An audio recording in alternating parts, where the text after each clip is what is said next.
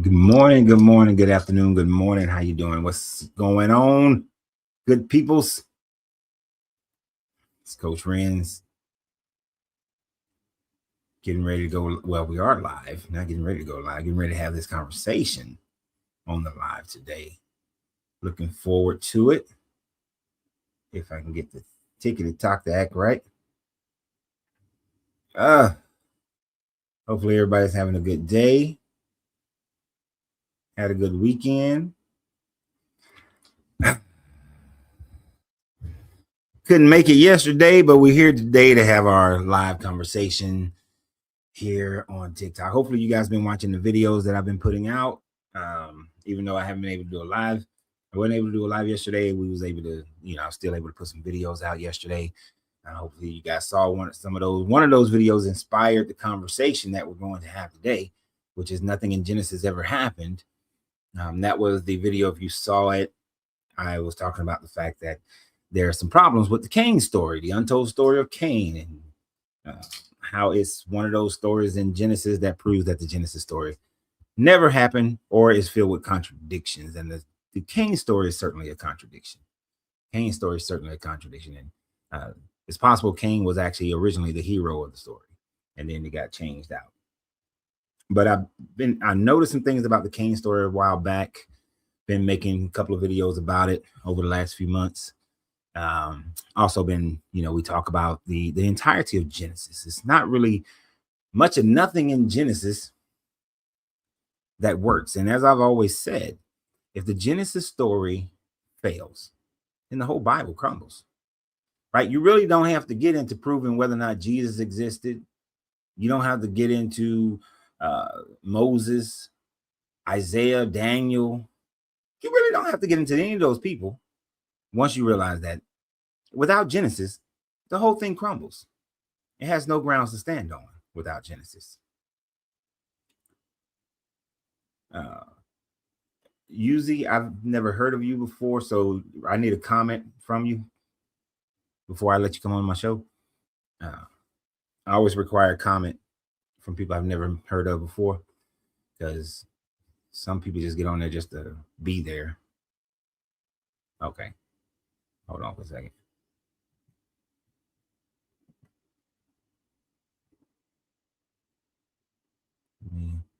What the hell is that? That's new. All right. So we just go. I guess we're going to start early today. How do I say your name? Yazoo. Yazoo. Okay. Appreciate it. I knew that. I don't know why I didn't think it. Okay. So how you doing? You over 21? I am. I'm about 40 something. Okay. Are you a believer in the Bible? Yes. The Bible has some truths in it. It has some falsehoods in it. So you believe that the Bible has some falsehoods. So you believe in the God of the Bible? Indeed, I do believe in Yahweh, yes. Okay, so on what basis do you believe in that God? I invoke him. You invoke him. Yeah. And you do that and God appears to you? You feel in spirit. I mean, that's a personal thing. Can't prove any of that. People of every religion make similar claims. So No, you don't believe that people I don't believe what? That people invoke spirits? I believe that people invoke their own energetic emotions and believe that it's spirits.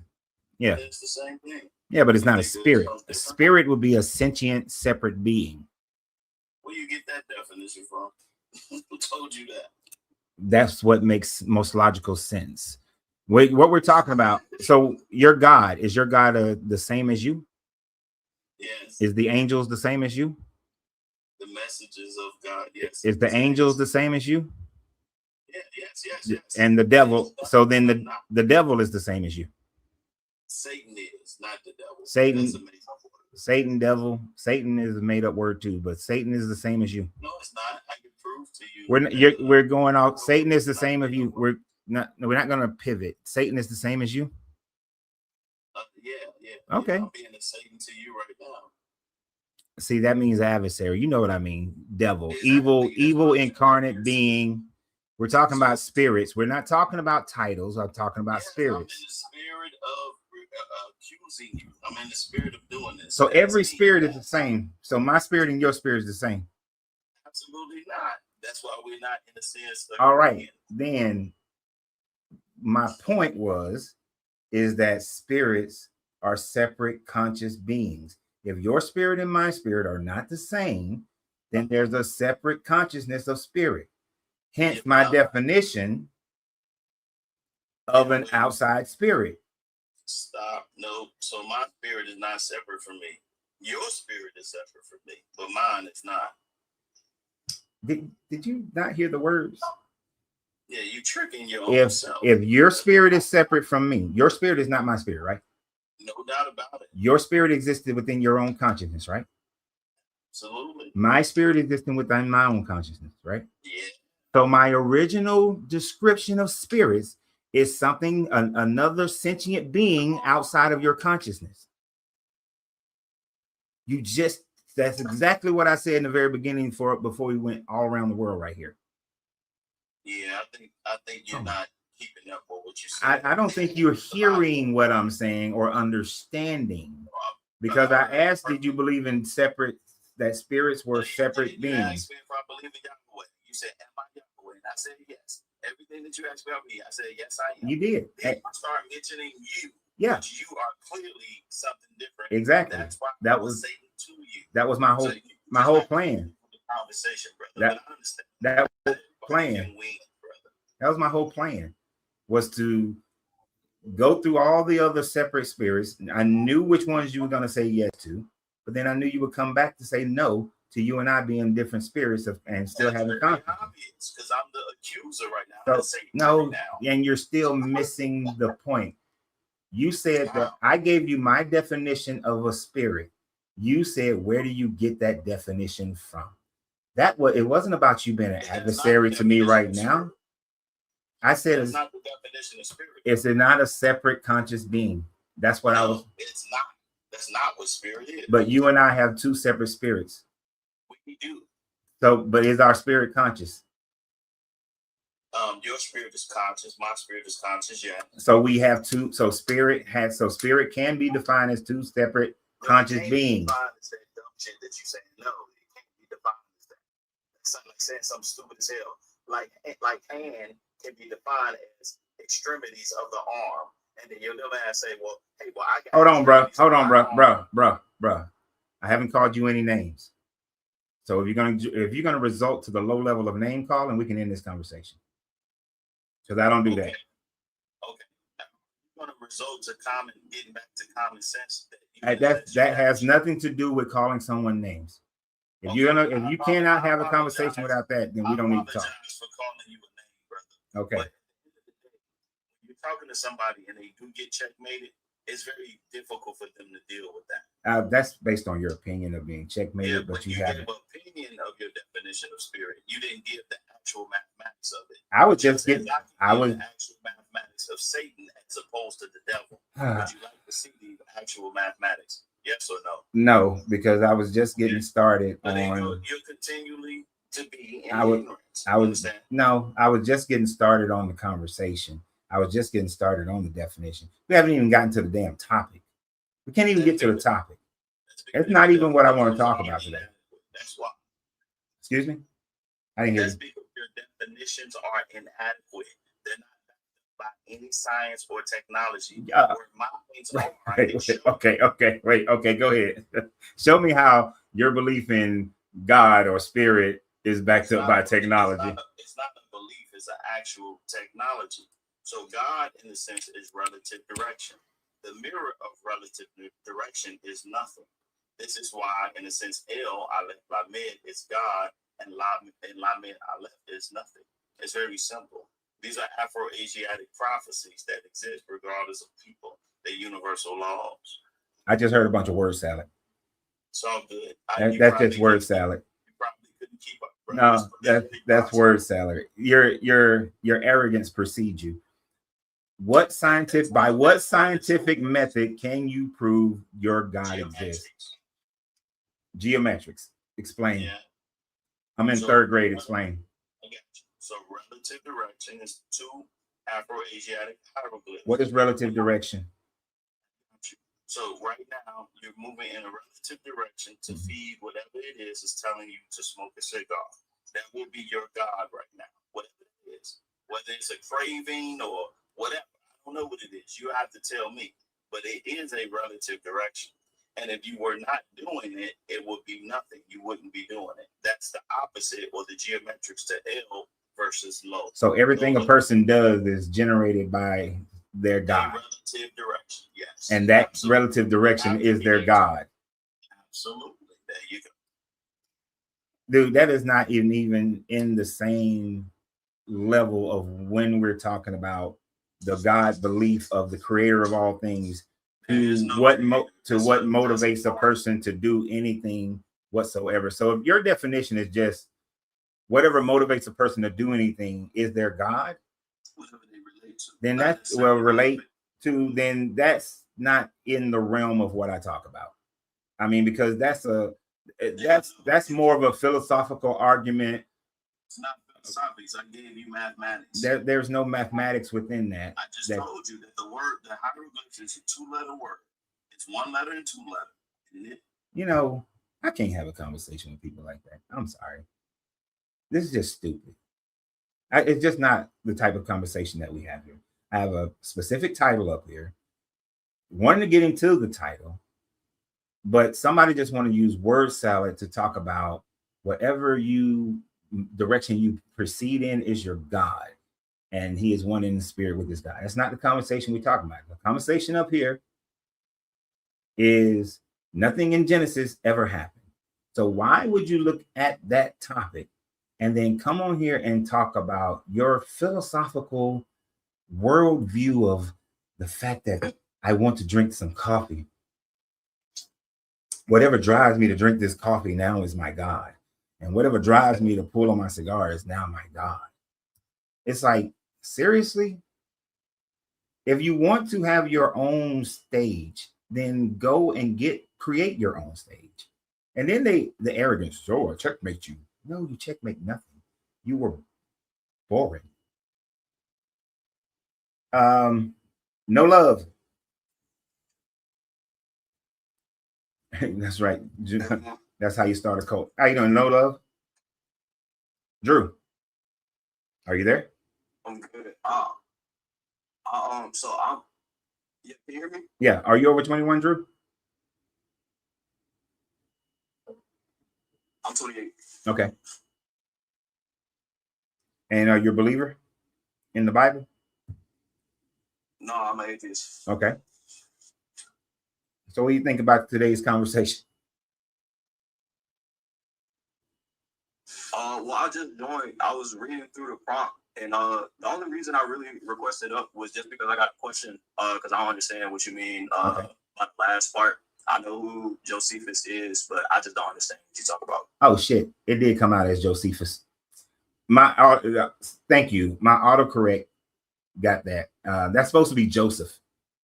Joseph was never second in Egypt. My autocorrect did that. But I'm gonna fix that. So you talk about the Exodus? Yeah, because this is just in Genesis, and you know, at the end of Genesis is with Joseph. Yeah. And he becomes second in command of Egypt. And there's absolutely zero proof of that. Yeah, there's nowhere in the Bible. There's nowhere in Egyptian history where a Semitic person came in and became second in command, and especially in the time frame that Joseph was supposed to have existed, that would have happened. So yeah, that's what that was supposed to mean. Joseph was never second in Egypt. I ain't have enough room to write second in command. But thank you for that correction, though. No, I didn't even. Yeah, I just didn't understand what you meant. I thought you was about to teach me something. That's why. Nah, you taught me something. You taught me that I made a spell. That this autocorrect, I gotta be more attentive to that thing. So I'm fixing it. I'm recreating the little thing. Did you have anything else? Trying to use I don't think it matters as to why I don't. Or why I guess I agree, because I'm pretty sure we're gonna have similar reasoning. Just also a non-believer. No. Why do you not believe? What was the thing that made you walk away from? Were you once a Christian? Yeah, I grew up Southern Baptist, so I was deep in Christian. And what made you leave? I decided to read the Bible for myself all the way through for the first time around. And once I found out it made claims that I could actually go and test by way of like history, research, or science. Right. A lot of that stuff was just like demonstrably false. So like a lot of the stuff that you're talking about, the flood was my biggest one. I went and looked to see if there were other nations said to be living around that time period. Right. You still there? Or anything. These nations that we know existed still exist right and like that. I mean, it was just not that a lot of this stuff was false after that point. I'm with you.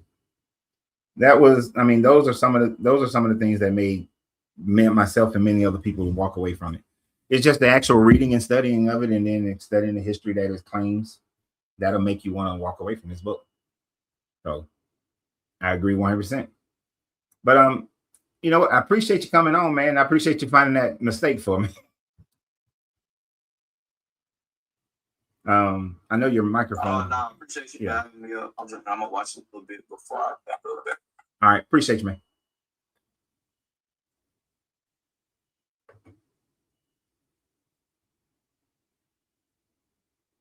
Yeah,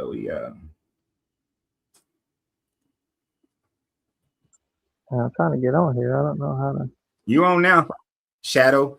So we're streaming on Facebook and YouTube here, and TikTok over here. So after Shadow, we got a few people over here on TikTok coming up. Okay, Shadow, cool. Yeah.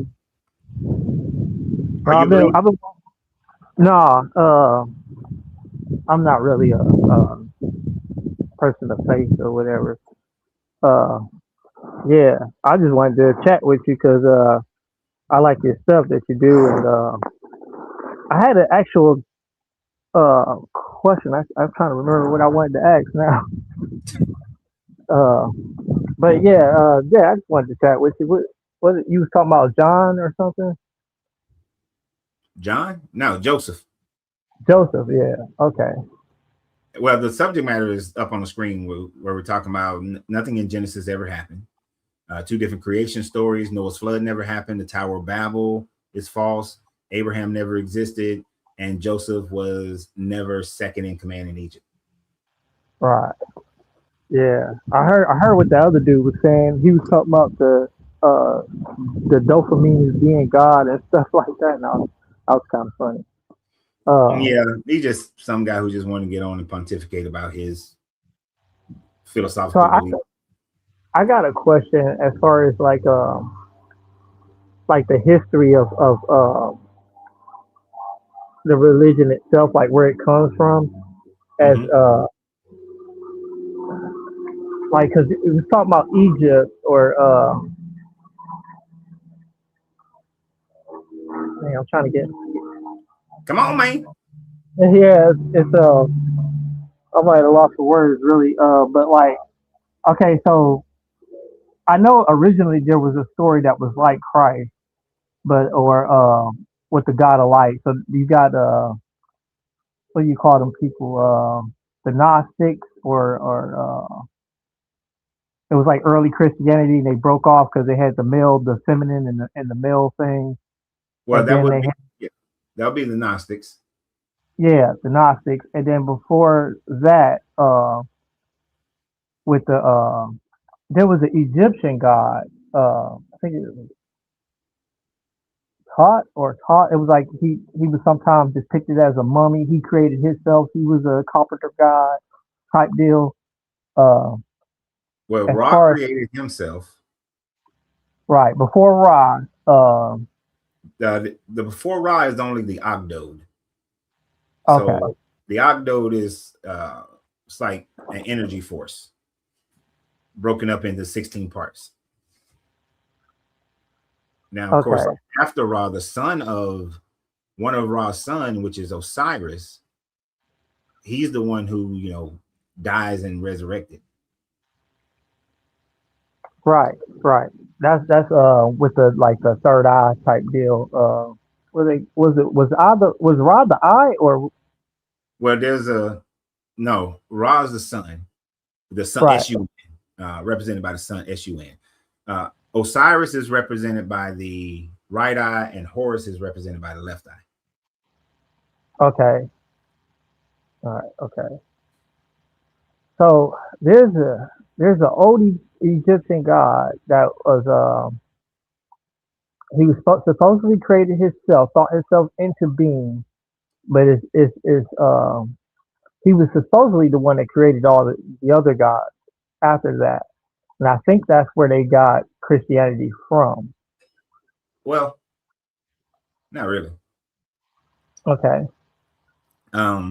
So the Egyptian story, and I did a live on this. It'd be great to go find the live that I did on this one, where I talked about there's literally three or four different origin stories, creation stories in the Egyptian pantheon, whether it was done by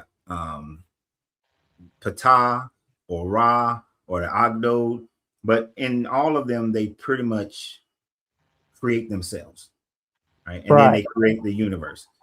But the Christian story doesn't really come from a lot of black people black Americans like to say that the Christian story originates out of Egypt. There are certainly elements that you will find in the Egyptian story in the Christian story, but in the same way you'll find elements of the Persian story, the Zoroastrian story. You'll find elements of the Greek stories in Christianity and the Roman stories. So you got elements because these templates were popular at that time. A Messiah who comes in, dies, is resurrected, who does miracles. All these templates were readily available in the Mediterranean world at that time frame. So they were pulling from all these different people, from the Romans, from the Greeks, from the Egyptians, from their previous Canaanite stories, the previous Jewish story. They were pulling from the Jewish story as well. So Christianity is like an amalgamation of the most popular trends of the ancient Mediterranean world at that time frame, but slanted towards the Jewish traditions or the Hebrew traditions. Okay. Yeah. Yeah. Ptah was that one dude I was talking about. You got his name right. I thought the P was silent or something like that, but yeah. So how did I had a theory that like all of them was like originally like before they got together on the hill and created Christianity, they got together on the hill, created the one before that back when I guess I think it was somewhere in Memphis where a particular guy got popular and people got together. Eventually, different tribes, people get together. The leader of those tribes go up on top of the hill, discuss how they're going to keep everybody civilized. And then that's how they originally come up with the concept of these religions. And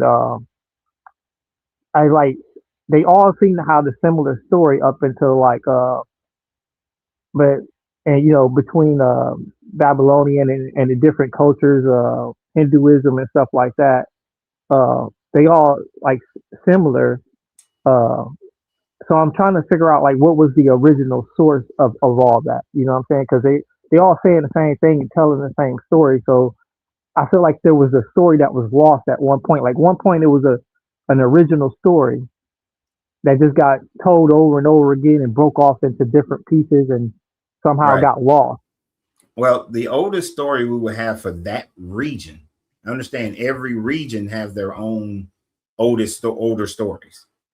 So for that region, that Mesopotamian region, the oldest story is going to be the Sumerian story, which is your story of Anu, Enlil, Enki, Ninharsag. And then the Akkadians branched that story into their own versions, and then the Canaanites branched it into their own version. Now, competing soon after that, in and around the same time as the Sumerians, you also had the Egyptian stories being told. Now, those stories and the Sumerian stories have a lot of similarities, but those would be the two oldest known stories that right now, the Egyptian and the Sumerian in that particular region. If we were to actually excavate Göbekli Tepe and understand their story, then we'll have an even older story than them. But right now, that's the oldest story that we have. But you're right that governments, relative to what type of government that they have, leadership, they decided what the religion was going to be over the people. Okay. All right, man. I enjoy talking to you. I like to get on some of your other chats. But yeah, man, keep doing what you're doing. I appreciate you. No problem. I have a good one. I try to give people about 20 minutes. I didn't see the exact order that you guys all came up on here on TikTok. I know you just popped up. Divine Me. Hello? Divine Me? Hello? Hi. Yeah. How you doing? I'm all right. Are you over 21? Yes, I am. I'm 46. All right. And so where do you stand on the conversation of nothing against ever happened? I wasn't sure what she was talking about, but I do see that he was talking about the two different creation stories, about Noah's flood never happened. I believe that. I just wanted to know what's the meaning to you in that picture? Oh, nothing. It's just what an artist believes in the creation of man, of God creating man. Now, there have been some people who have looked at it and believe that the God portion of it represents the pineal gland and the mind. Okay. And I've seen those, studied those probably about 15 years ago. Interesting. And that could have been the artist, the behind the scene thought process of the artist, where there's the validity of the pineal gland being God. It's just an artist's thought. Symbolic. Mm-hmm. Yeah, just symbolic. Because that's like the picture, it really means symbolic as well. Yeah. Yeah, just a symbolic picture. Other than that, it means, to be honest, in the short time that I was putting together the live, it was the best thing I could find at the time without creating something through AI, an image through AI. I was like, okay, I need something. So out of everything that came up on my Google search, that was the best thing I could find. Do you believe like everything they explain symbolic is within or no? Everything that's, say that again? Everything they explain symbolic in religion, do you believe that it's within?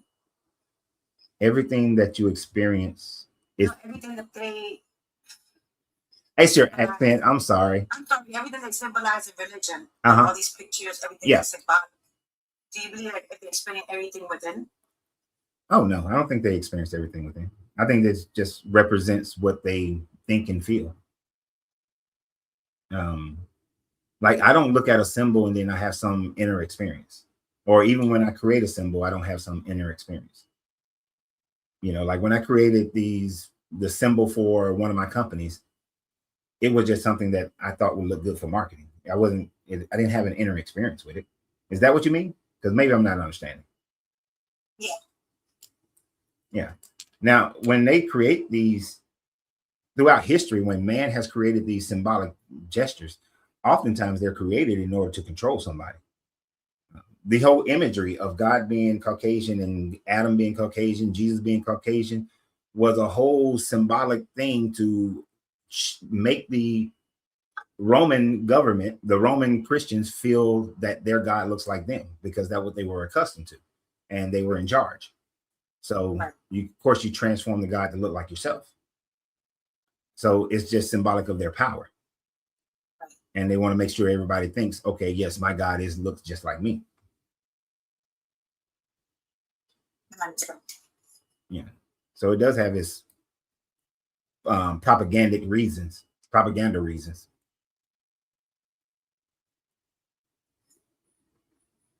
that was about it.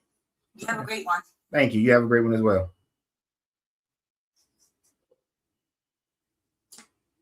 Like I said, I don't know the order for most of the people who came up.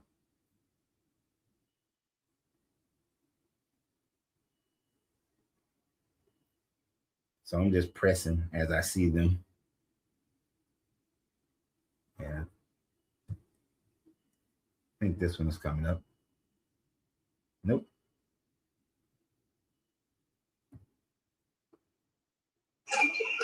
Illusionary. Illusion and reality. How you doing? I'm doing great. How are you doing today? I'm doing great. You're over 21, right? Oh, yes, I am. I have kids way over 21. Gotta make sure you're grown. I'm 55, sir. Oh, you know what? I can't wait for when I turn 55 this year. I was so happy when I came upon your live, sir. Because I've been getting beat up left to right. As you can hear my accent, I am from Jamaica, from the Caribbean. Okay. I figured it was around in there. Sir, I've been getting beat up left to right by some of my fellow Jamaicans. They call me names, because I don't believe in what they believe in. That's the sad part about it. Through the forcing of Christianity on people feel like they have to violate your agency in order for them to be comfortable in their own belief. Yes, and if you disagree with them, I mean, they will. I have this female, it was 2 nights ago, came up.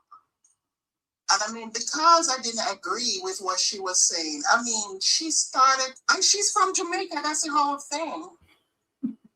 I mean, our own kind. Yeah, it's like it was forced on you through slavery.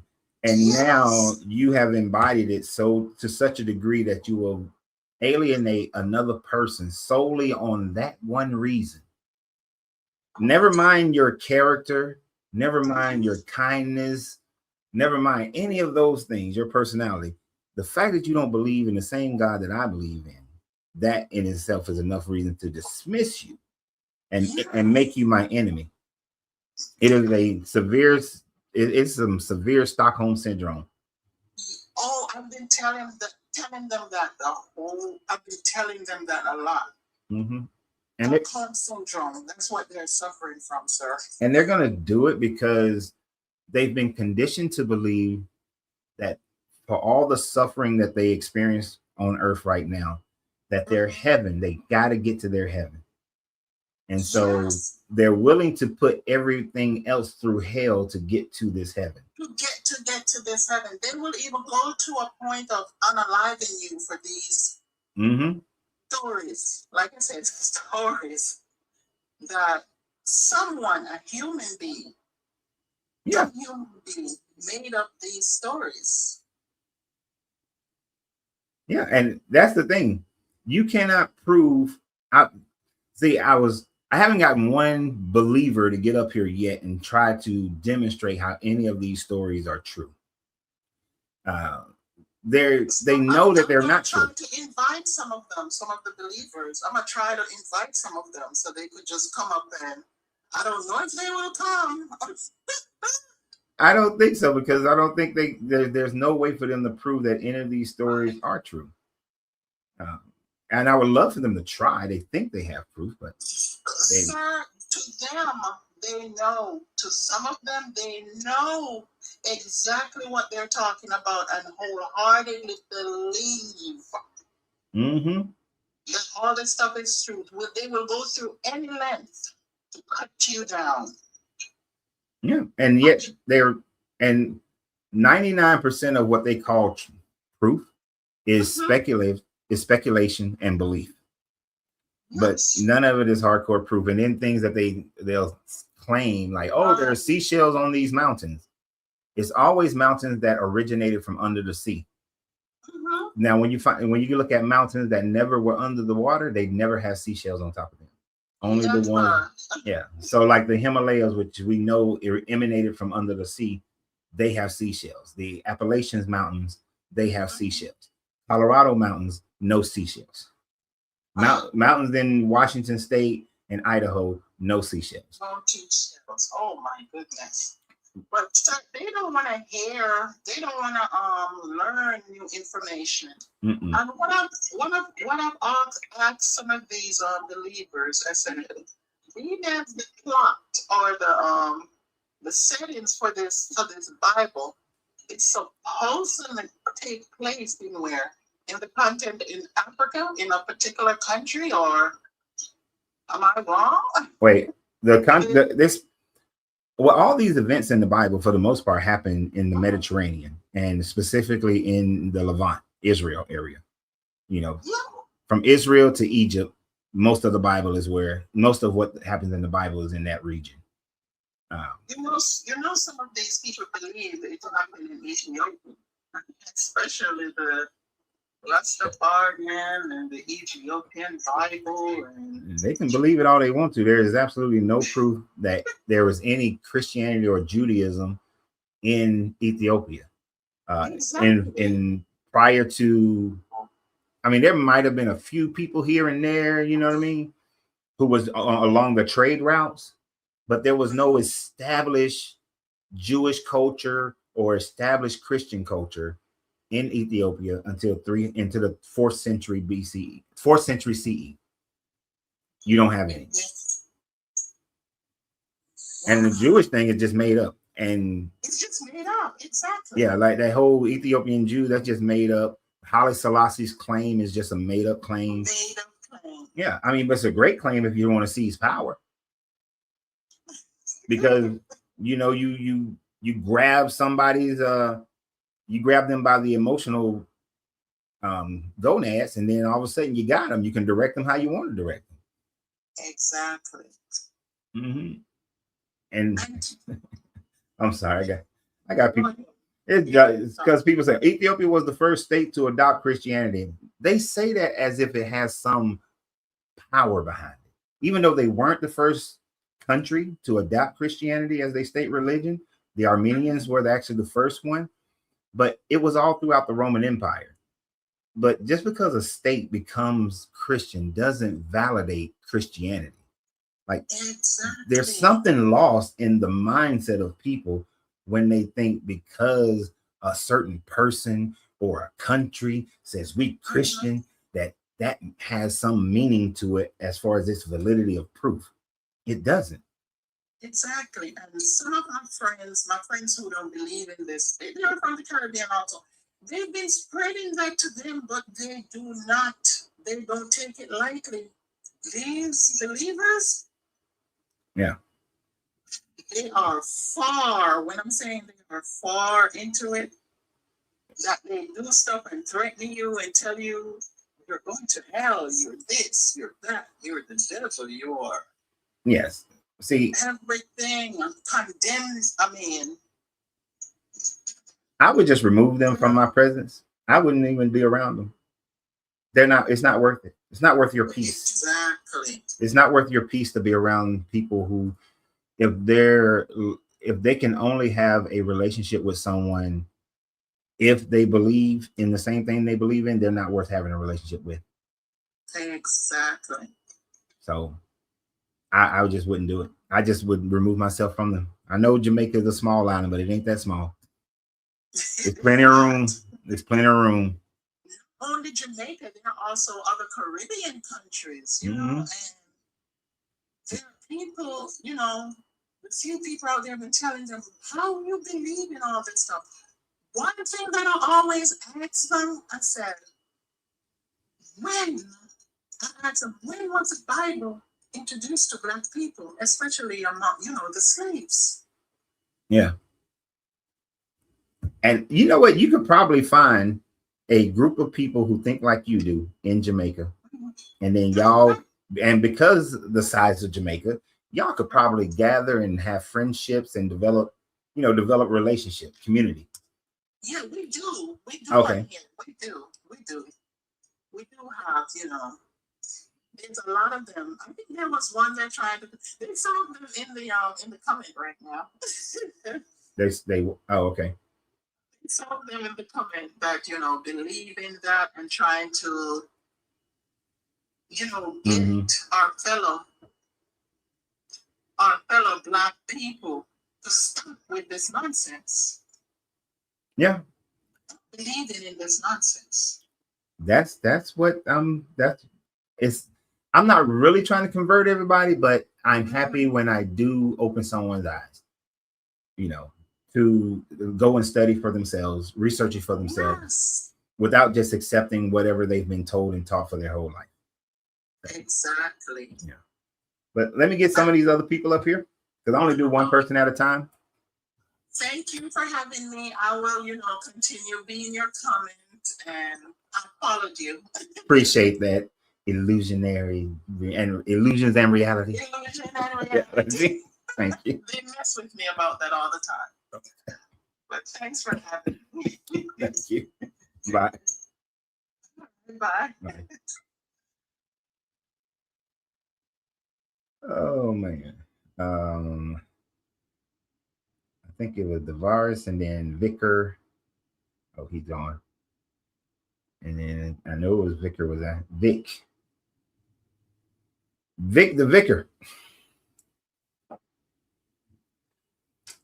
Vic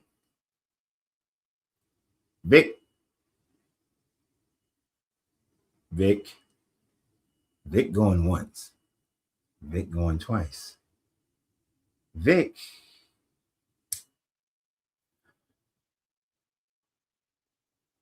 Try to bring Vic on, but Vic's not working. Let's see. Got one more. Oh, nope. The other person left.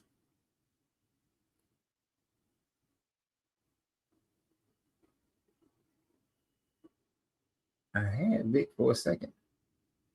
Well, I'll wait for him to come back again. There were some comments I saw. You can do more than one at a time if it's women. No. I like that. I tried doing more than one person at a time, and it just turned into chaos. So no. Not Tupac, no puffing on my live, my bro. Okay, you can leave. This is my live. The flood is documented in the fossil layers, and recent evidence of Joseph have been found. This is what specialist Spencer put on there. And the fossil record does not show evidence of a worldwide flood. There is not one layer around the planet in and around 2600 BCE that demonstrates a worldwide destruction or flood. So that never happened. There's no fossil record. The fossil records show different time frames that different species of animals died and from different things. And there has not been in between 25 and 2700 BCE, there was no extinction level event that occurred on the planet. Like there are so many civilizations that were around before the flood, during the flood, and after the flood. So in order for the fossil record to demonstrate that, it would have to have happened around 2700 BCE, but there is no destruction at that time frame of the population, of the animal species, of the plant life. It didn't happen. We would see dead animal carcasses of multiple species of marine life and land life all over the planet at that same time, and we don't see that. And they will be intermixed with each other as well. And we just don't see that. And as far as I haven't seen anything where Joseph has been proven in Egypt.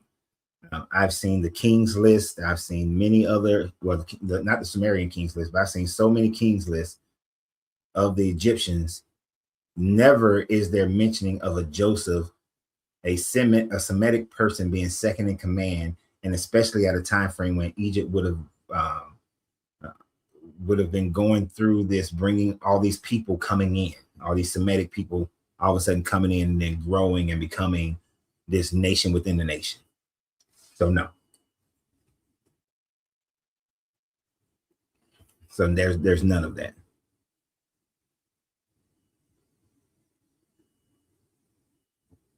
So we don't have these stories. I mean, we don't have any proof of Joseph and his dream coat.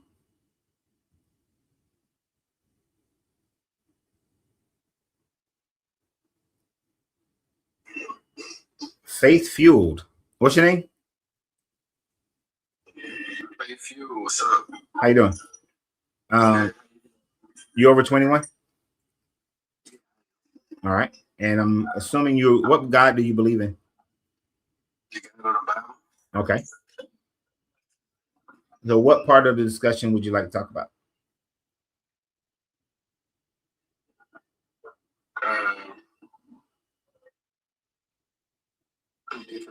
Let me see.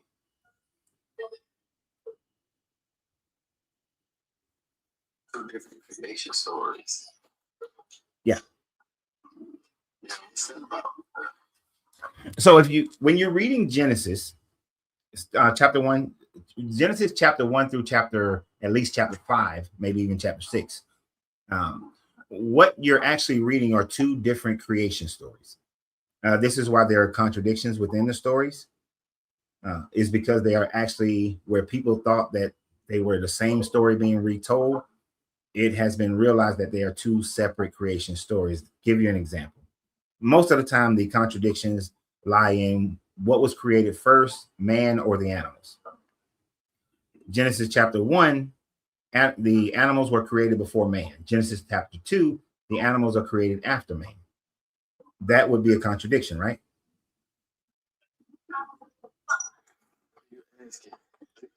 So you said this is chapter 1. If that was true, which I have to look at it, I don't know the full context of. I mean, I know the context of it, but I don't know how you're, looking at it and so forth. So we'll have to look at it together. Okay.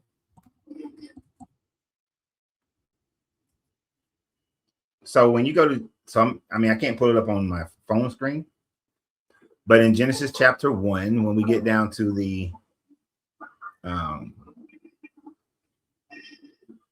so in verse 24. Genesis chapter 24. Yeah. It says that God said, "Let the earth bring forth every living creature of its kind, cattle and creepy thing and wild animal of the earth of every kind," and it was so.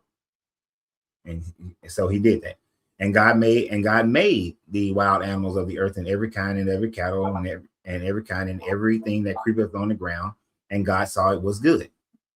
Then God said, "Let us make humans in our own image, according to our likeness, and let him have dominion over the fish of the sea and the birds of the air and over all the cattle," and so on and so forth, right? And so that was the sixth day. So first he made the animals and the insects, and then he made man, right? Mm-hmm. All right. Now, when you go to Genesis chapter 2, in the middle of verse 4 is when a new story is being told, right? So he said, "In the day that the Lord God had made the earth and the heavens, when no plant of the field had yet in the earth and no vegetation on the field had yet sprung up, for the Lord had not." Were you reading that again? Genesis chapter 2. Starting at the first verse. Okay. No, not the first verse. Which verse? It's actually in the middle of verse 4. So the original Genesis 1 story goes all the way to Genesis chapter 2 and in the middle of verse 4, where it says, "These are the generations of the heavens and the earth when they were created." That's the end of Genesis, the first Genesis story, the one with the six day. Same Bible. Yes. So let me explain. When the original text doesn't have just chapters and verses, We put later on, European authors put, well, I ain't gonna say European authors. Later on, not European authors, but no, it would be. It would be. They put chapters and verses in there, and they just arbitrarily put them where they thought they should be. So you got something different. You're reading something different than Wade. No, I'm not. I'm just explaining that the chapters. If you look at Genesis 2 and say, well, Genesis 2 is a new chapter. If you have these scrolls, it doesn't have chapter 1 and chapter 2. You understand? This is what I'm saying. We're reading the same thing. I'm just saying that in the middle of verse 4 is actually where a new scroll starts. But when they put this together, they just smashed it together in one book, in one chapter. You with me? Yeah, I just want to make sure that in Genesis 2, thus the heavens and the earth were completed in all their vast array. This is a new international version.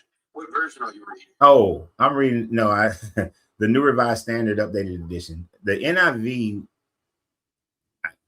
The NIV is a very popular mode, but it was written by evangelists in order to promote the evangelist movement. It wasn't put together to be authentic to the words, to the translations, I should say. Just like King James changed some things, the NIV changes some things, leaves some things out, so on and so forth. But so you read King James right now, right? No, I never read a King James again in my life. What version you read? New Revised Standard Updated Version. New Revised Standard Version Updated Edition. Sorry.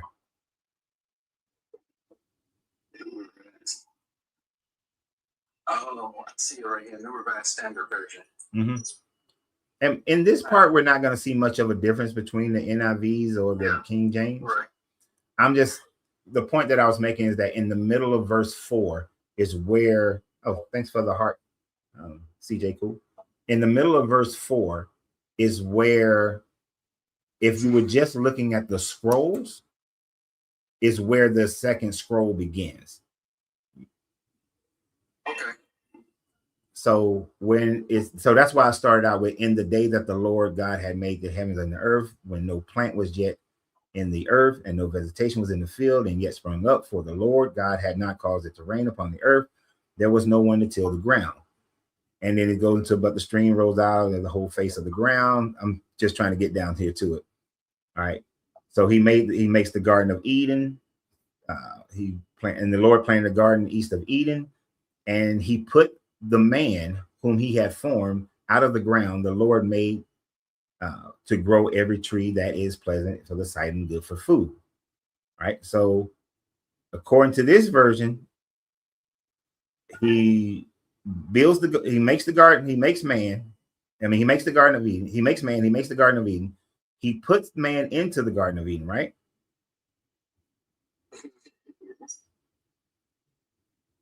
And then when we get down to verse 18, then the Lord God said, it is not good for man should be alone. I will make him a helper and his partner. So out of the ground, the Lord formed every animal of the field and every bird of the air and brought them to man to see what he would call them. So the animals and the birds are being created after Adam was created, right? Verse 19? Yeah, verse 8. Yeah, verse 19. No, absolutely not. That's not what that means. Okay, what does it mean? Verse 19, it says, out of the ground the Lord God formed the beasts of the field and every fowl of the air and brought them unto Adam to see. Mm-hmm. The pieces and everything, what you read in Genesis 1, took place in that order. This is where God is bringing those, what he did to Adam. It says right there, and brought them to Adam. He formed them out of the ground. We know that. And then he brought them unto Adam to see what he would call them. And every biblical scholar would disagree with you, other than the apologists, because this is This is them, these animals being created in according to the Genesis 2 story. It says, you go to up to 18, and the Lord God said, it is not good for that the man should be alone, and I will make him and help me for him.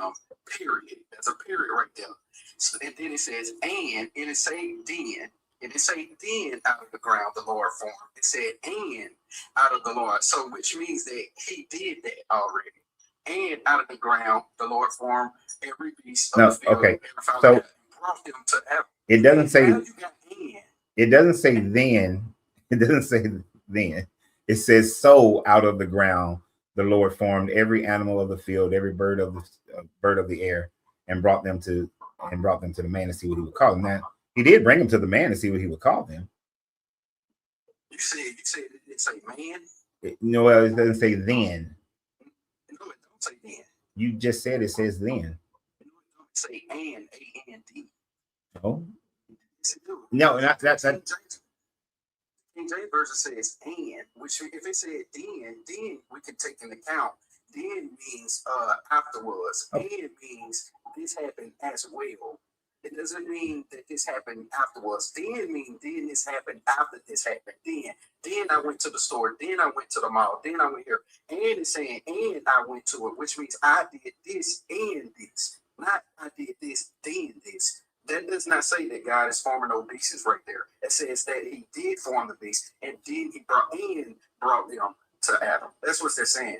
Okay. I'm reading. Okay, so in the New Revised Standard, it doesn't say and God made out of them out the ground. He said so out of the ground the Lord formed every beast, every animal. That's even better of the explanation. So out of the ground, which means so right. Out of the ground. That's basically someone saying so. It's telling the story. It's telling you what you're reading it as if like, okay, he said this. This is what's happening in this moment. No, you got to exegete the text. Like that first word matters. The periods matter. See, exegete. Do you know what exegeting means? A little bit. Let's look it up.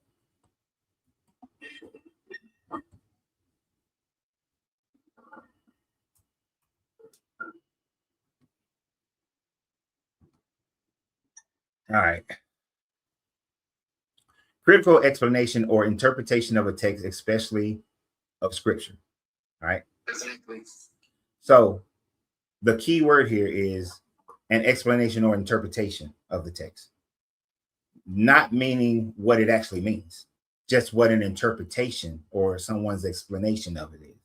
So when we have a preconceived notion of what the Bible is saying, then we are going to explain it or interpret it in such a way in order to fit that narrative. What I do is just look at it for what it actually says and what it meant to the people back then. It doesn't matter what people have tried to make it into a doctrine. The fact that Genesis 1 and Genesis 2, Genesis 1, there are many other reasons where you can look at Genesis 1 and Genesis 2, but you can look at Genesis as having two separate creations, right? And this is just one of the things that indicates that it's a separate creation. Now, we can go back and forth about the semantics of the word and so, but based on if this was one creation story singularly by itself, and that's the main point, is that this was a secondary creation, not a similar creation, because in Genesis chapter 1, it talks about man and woman being created at the same time. Genesis 2 has Adam and Eve being created at separate time frames. It has the animals being created at one time, the animals and being separate. There are more than just one thing here. There's accumulative facts. So it was Adam and Eve, was man created at the same time as woman, or were they created separately? Were they created at the same time as woman? Mm-hmm. I believe woman was created at the same time as man. But according to the second version, Adam was created first, then the animals were created, and then Eve was created. You said according to the second version? Yeah. Was not Eve created after Adam named all the animals, and then Eve was created? Verse 20, and gave them name and fell by the beast for something. Yeah, Eve was after. It says in 20 and 21, Eve. It's explaining Eve after the beast. Right. But in Genesis chapter 1, man and woman was created at the same time, told to be fruitful and multiply and have dominion over the earth, right? Genesis chapter 1. Hold on. Genesis chapter 1, verse what? 26. That's it. Well, 26 and 27. But then we have the he's talking about let us create man out and blood. So God created man in his image, and in the image God created he, male and female created he them. So God created man in his own image, and in the image of God created he him, male and female. Bless them. And God says they'll be fruitful and multiply and replenish their earth. That's a U word right there. There's a what? I have given you 29. You so you read 28 and God blessed them and said unto them, be fruitful and multiply, I have given you. That's interesting because 28 says them, 29 says you. And I see what you're saying. Not saying that you don't, see what you're saying. I read what you're reading, right? And I think, even you made a strong point, even about how when we talked about the word exegete, because the way I see this is that God is the story is being told on what God does, and also it verifies that in the next chapter. Is what I'm seeing, opposed to you saying he's doing it at this moment. What I'm saying is that this is the story of what God did in verse 2 verifies that. Yeah, I used to believe that when I was a Christian, and because I was taught that Genesis chapter 1 is the overview, Genesis chapter 2 is the details, and it's those details that leads into the creation of the Israelite people, right? So I accepted the explanation that you just gave, but when I actually researched it, the fact that it says you can be used in a plural sense. I can stand it, and I've done it myself. Stood up in front of a group of people, and I tell them that you have the power to overcome all things that come towards you. Pastors do that all the time, right? Do they not say you and talking to the whole congregation? Yeah, I've seen it happen before. So you can be used as a plural, but even still, even if this was a breakdown, if chapter 2, even if chapter 2 was a breakdown of chapter 1, it still is out of order in the fact that it's saying that man and woman was created at the same time in chapter 1, but not at the same time in chapter 2. This is another reason why it is a separate, scholars realize that it's a separate creation. And another reason why scholars realize that it's a separate creation is because when it talks about Cain's descendants, it specifically says that when it gives one of his family members, says that they were the ancestors of those who lives in tents and those who lives in who's play the lyre. Now, how can people in the days of Moses, if we're just going to agree that Moses wrote this? I don't agree that Moses wrote it, but I'm just going to agree. We'll agree that it was written much, much later. How can people be the ancestors of Cain's lineage if Cain's lineage supposedly was wiped out during the flood?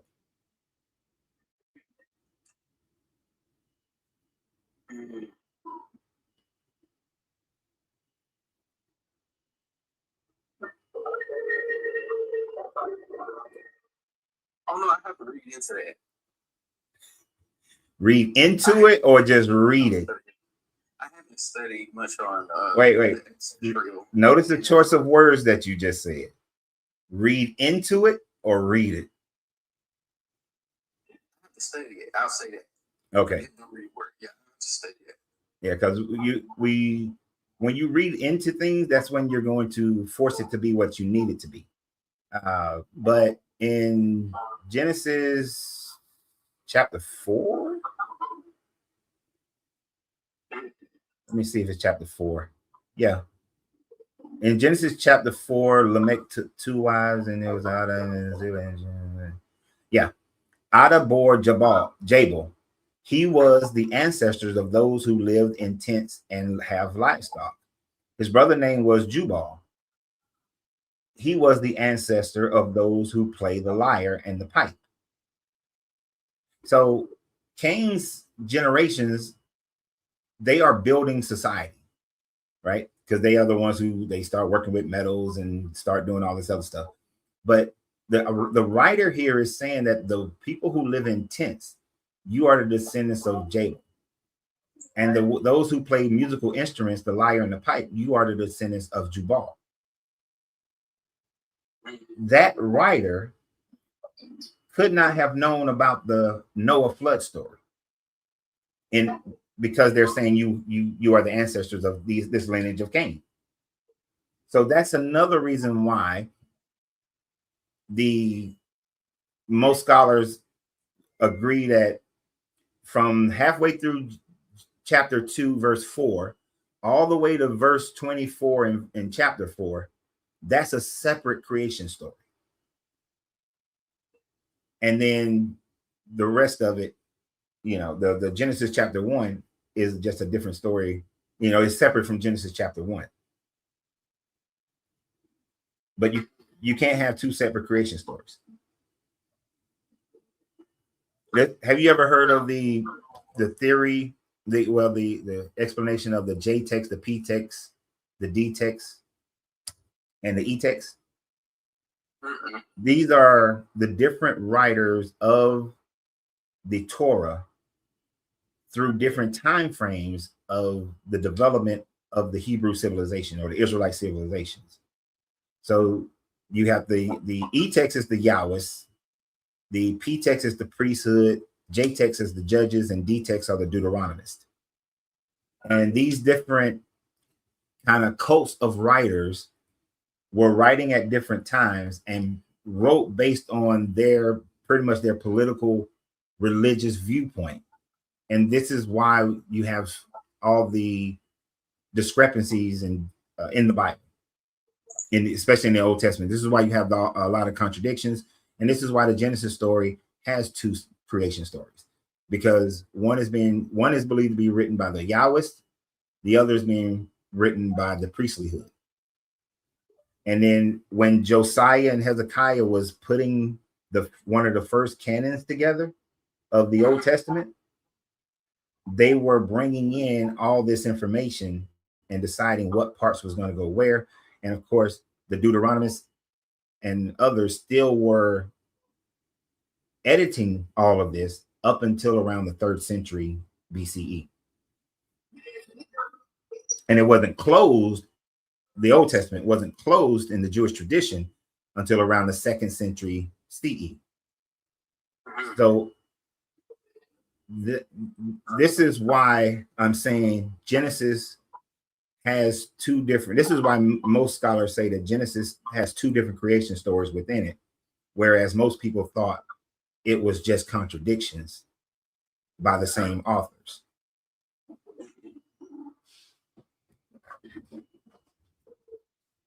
Because how can you be a descendant of Cain if everybody died in the flood, right?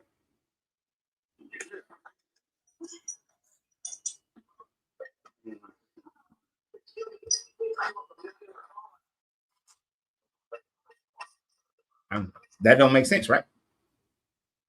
It can't happen. Oh, he left. I don't know if he's at work or something like that. But he had to get off, I guess.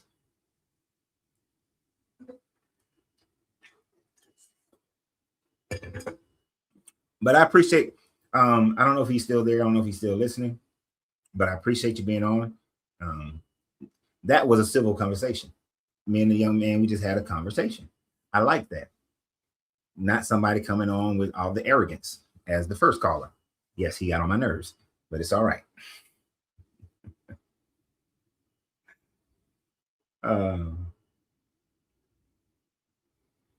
But that was a good call. We just went through some things just to break it down. Because how can Cain have descendants who lived in tents, who currently were living in tents at the time frame of the writing? It doesn't make sense.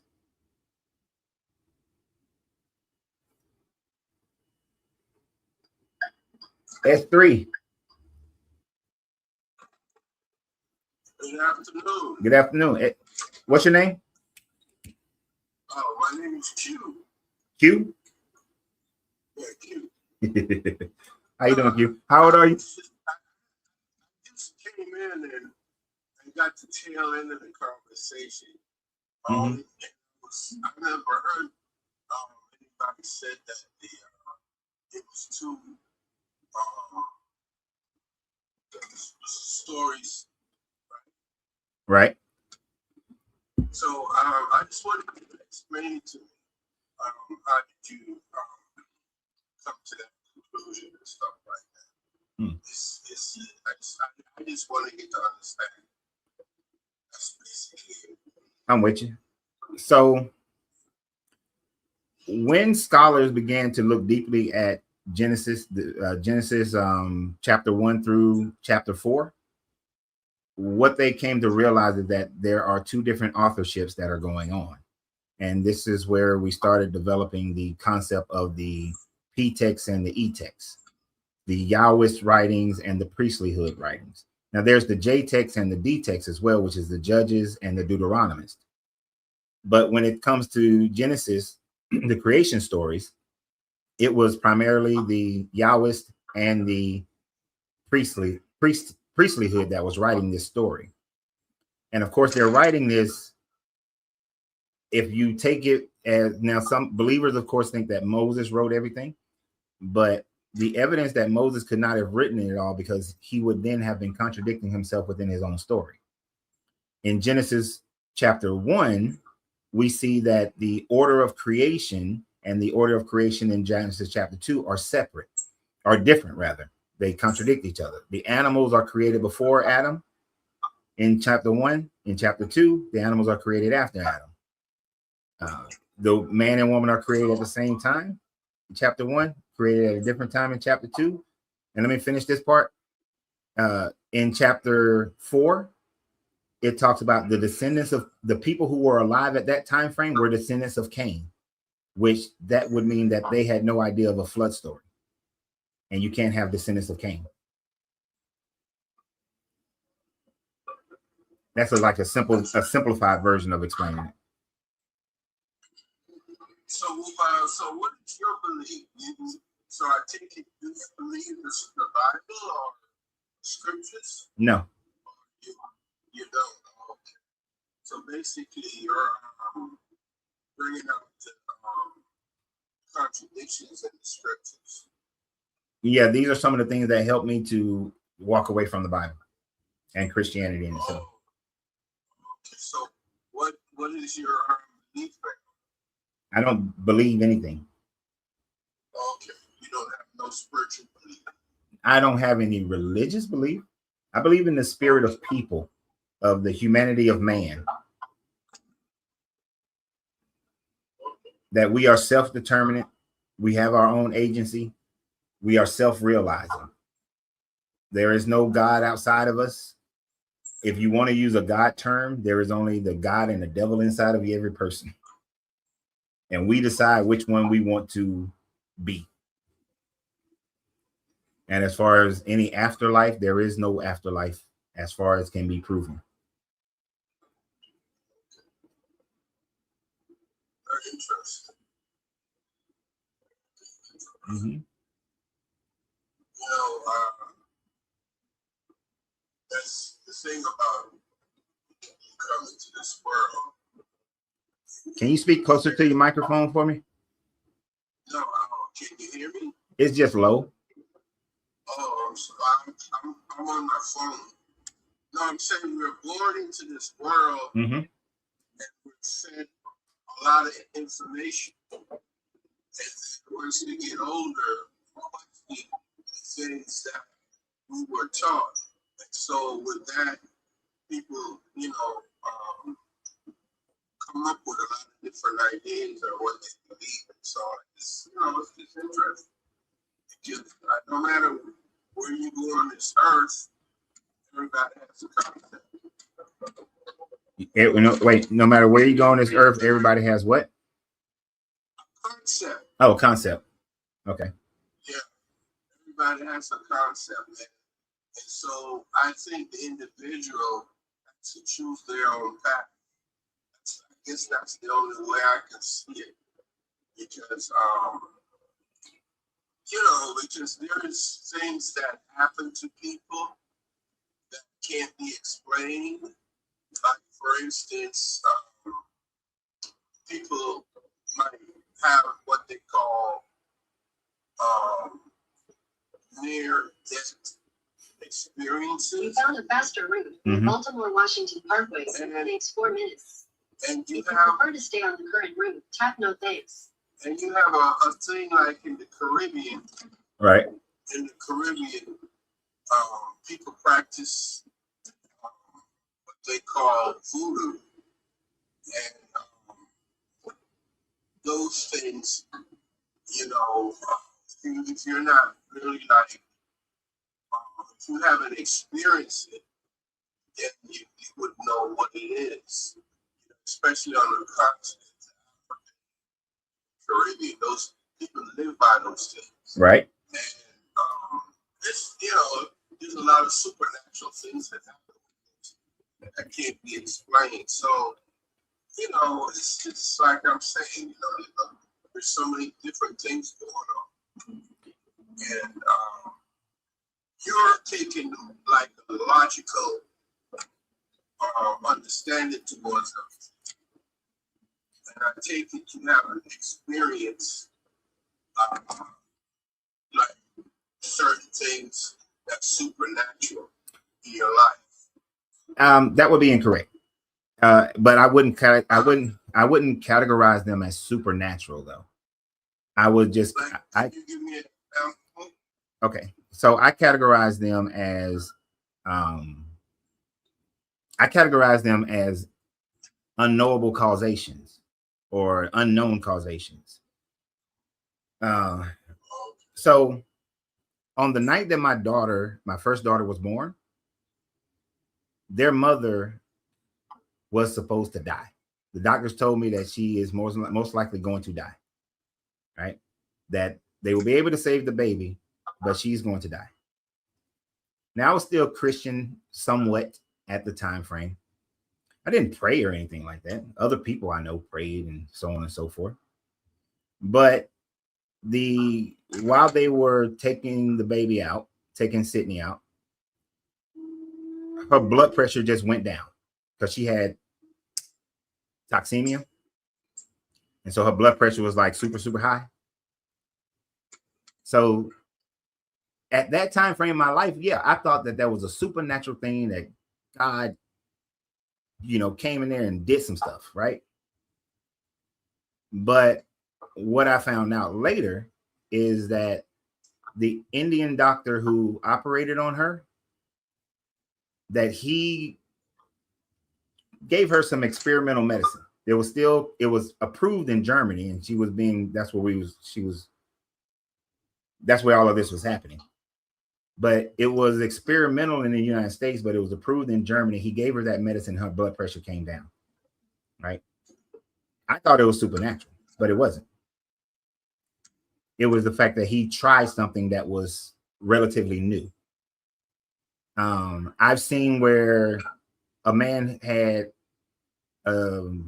immunodisease, and the sheer will of his wife was that no one can come into this room that does not think he's going to live. And he lived. He's still alive today. So I've seen things that people will claim to be supernatural, but the supernatural is not supernatural. Let me ask you this one question before you start. At one point, did man think that a volcanic eruption was supernatural? And then later on, we discovered why volcanoes erupt. Yeah, of course they did. Because they didn't didn't understand the science behind it. So why would we think anything is supernatural simply because we cannot explain it right now? Well, let me explain something to you, okay? All right. You have people in the Caribbean and in Haiti,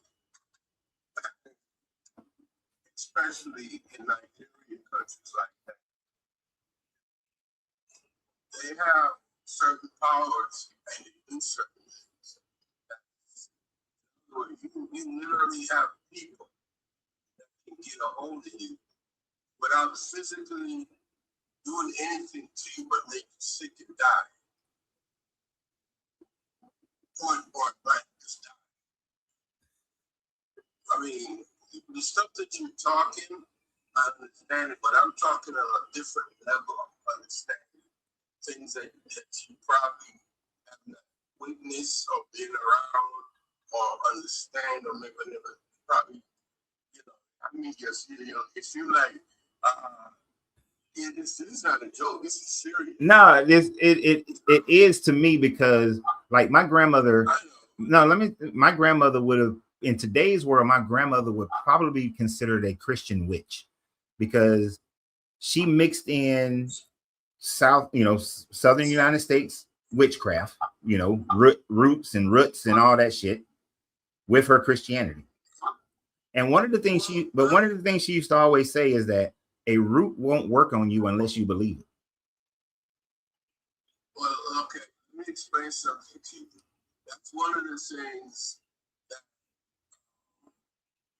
we were told, because you're from the Americas, just like and the things that our ancestors used to do, we were told, we consider it like we were told witchcraft and stuff like that. But that's not what it is. This is what the Europeans fed to us. What I'm saying, and this is a fact. But the things that I'm talking about is, I take it you never seen a spirit before. You never had a spirit communicate with you before. I thought that I had, but then as I learn and research and come to realizations, it's just your emotions. It's your emotion. Let me ask you this question. If all this witchcraft works, and I'm being serious, if all this witchcraft works, then after Haiti gained its freedom, why didn't its witchcraft protect them financially from the onslaught of financial leverage that France and Canada put on them to cause them to be in the situation that they're still in today? Why didn't the witchcraft work with our ancestors, with my ancestors in particular who practiced Ifa? Why didn't they witchcraft work to free them from the enslavement that they were in? Because none of it seemed to work. That is something I cannot. It's like a question where you ask them, why is this and why is that? I don't know answers to that. Well, what I do know is things that I know, but the things that like questions like that, it's a good question. It is a good question. Mm-hmm. But I'll tell you something. In Jamaica, when you might have heard about the Maroons and stuff like that, fought against they were enslaved people. Mm-hmm. And they have a national hero in Jamaica called Nanny. She was an Ashanti woman. She was so feared by the English, and it's because of the powers that this lady had. Some serious powers, man. So that it was so strong that the British literally had to free these people. Okay, this is history. And they didn't free. We're not talking about like through warfare. We're talking about through science that they didn't understand. But yet England still maintained control over Jamaica relatively to this day. No, that's not true. because the Maroons, right to this day, okay, they have their own town. They're separate from. They're not even. As a matter of fact, the Jamaican government has nothing to do with them. They have their own land. They have their own culture. They have their own everything. Yeah, but I just looked them up, and it says that they, in utilizing guerrilla warfare, they fought the British to a stalemate, forcing the Treaty of 1739 to recognize the autonomy. So these Maroon towns, yeah, they fought for their freedom. They, guns, killing people, fought for their freedom. Well, you see, the thing what you're doing is looking at stuff that you read, which is what we're talking about, stuff that people knows for a fact. That's not written. That's not. You're not gonna. Maybe you might find that information. Okay, but these are the things that we know. These are the things that are recorded in the Caribbean. I don't know. I don't know. I mean, these information that you're not gonna. No white man is gonna give you that. No, I found information about Queen Nanny and the fact that she was the leader of one of the Maroon towns. But they still physically fought against, even the town that she ran, they still engaged in warfare against the British. That is the same way as saying when one of the reasons, a lot of people like to jump on the fact that when Haiti gained their independence, they put down Christianity and took back their Orishas. And that helped, and that's why they was able to defeat. They mixed it, from what I understand, they mixed part of the African spiritual things they had with Christianity. Is not what they did? No, they went back to their Orishas. And this is why later on, when the Catholic Church came back into Haiti, they set up schools and they set up hospitals. And then they said, if you want to go to our schools, if you want to come to our hospitals, you have to convert back to Christianity. And they demonized the voodoo practices of the voodoo version of Ifa, that they have to put that away. And that's how they resubjugated Haiti. That's one of the ways, other than financial, that they resubjugated Haiti. Okay.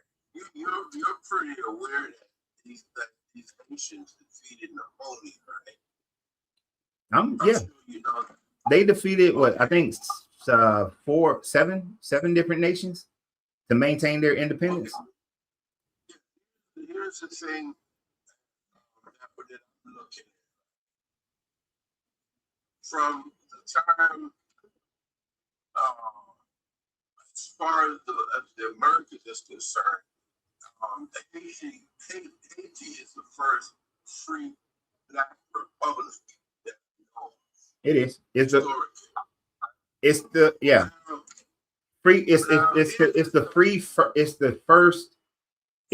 first free nation from slavery. Yeah. So my question is,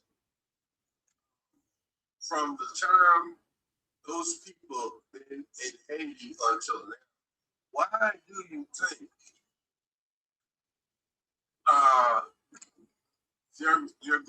that's the only country that I know of on the Western Hemisphere?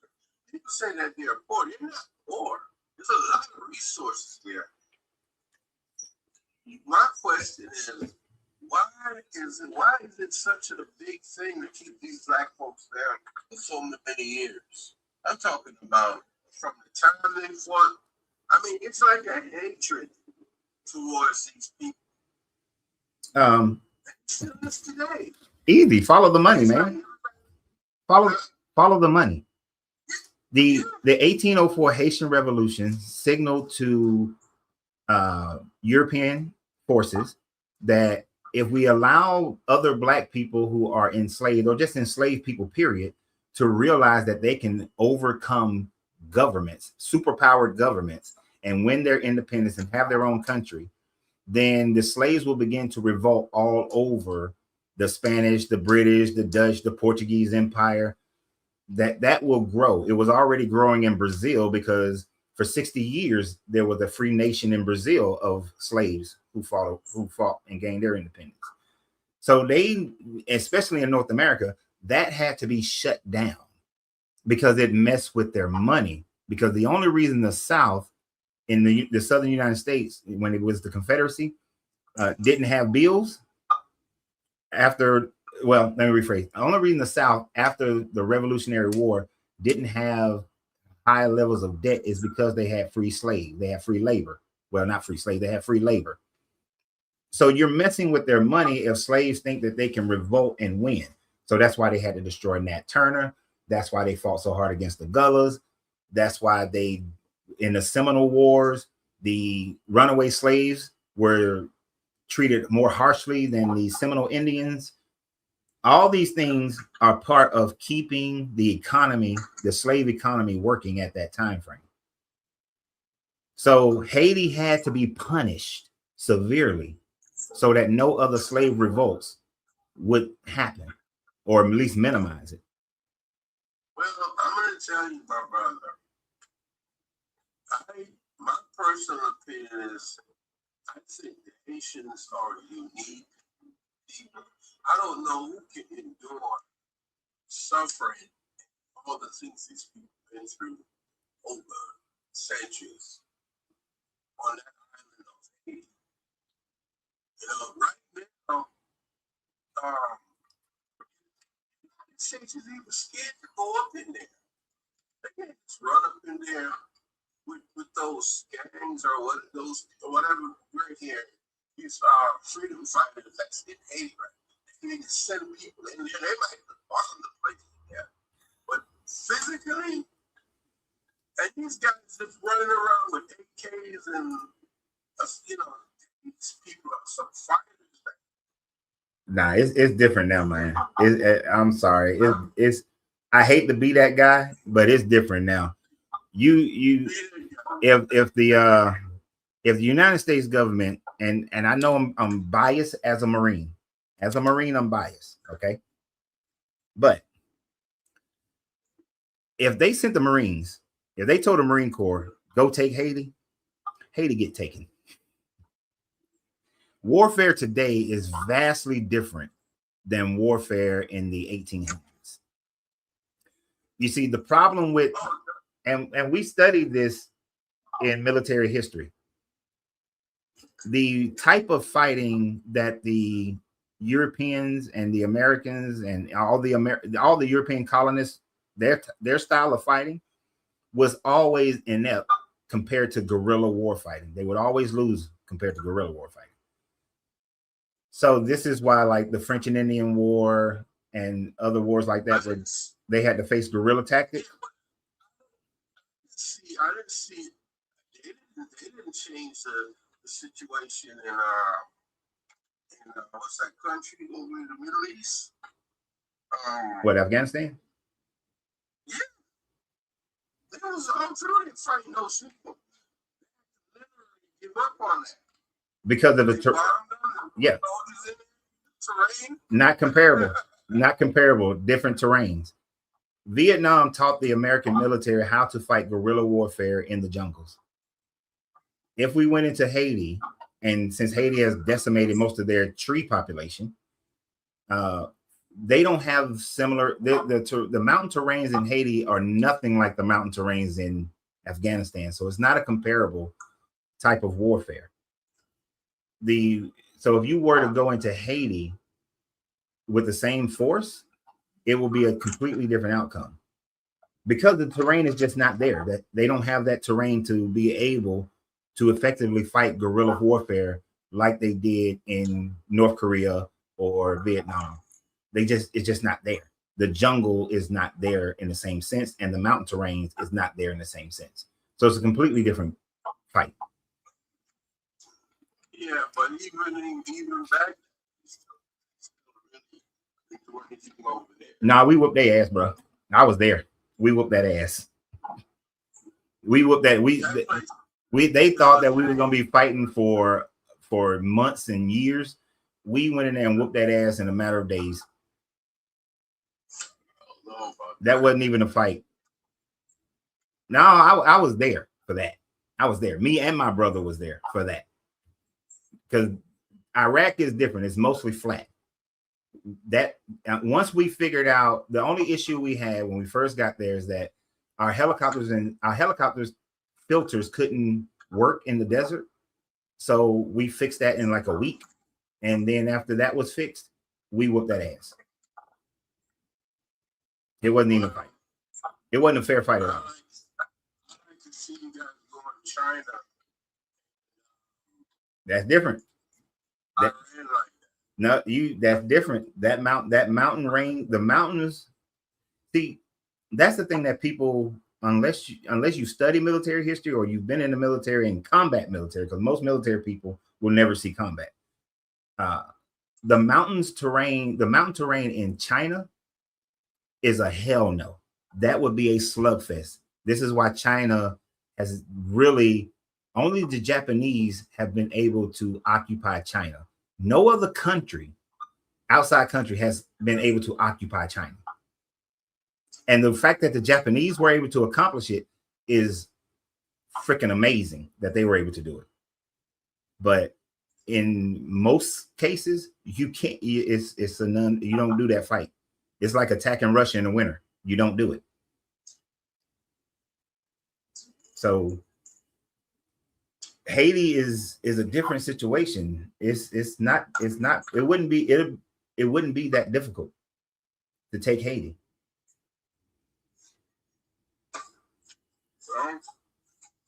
This is why your boy, I ain't saying he your boy because I don't know your political leanings, but they talk shit. Right now they talking trash about going into Colombia, but you really don't want to go into Colombia. The mountains and the jungles of Colombia is not as easy as people think, which is why we ain't ran into Colombia.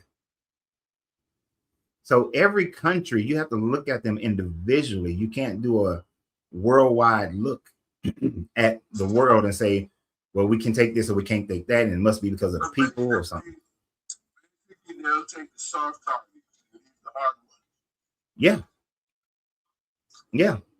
In today's world, yeah, you take the soft targets. You don't take the hard ones. The Russia struggled with Afghanistan for like 20 years. Iran and Iraq fought for like 20 years. Those are hard places to fight modern warfare. So no, you don't. You try to figure out other ways. This is why you send those three-letter organizations in there to disrupt their government instead of trying to fight a land war.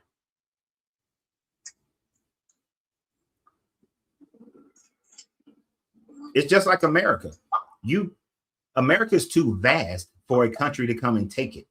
You would need the whole world fighting against America to take America, because just the sheer size of this country makes it difficult to take. Yeah, but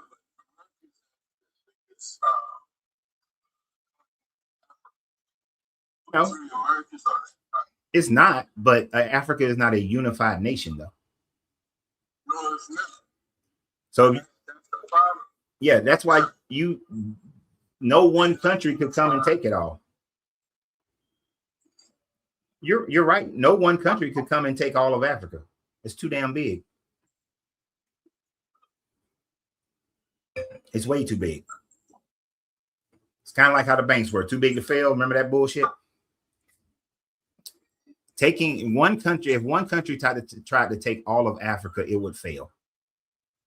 You would be spread, your resources and your people would be spread way too thin to take it. But as far as China is concerned, they have a lot of military. Yeah. Soldiers or whatever. Yeah. You can take the coast. You can take coastal China, but as soon as you start hitting those mountains, your shit's gonna stop. It's gonna stop. Yeah. And they're too modernized.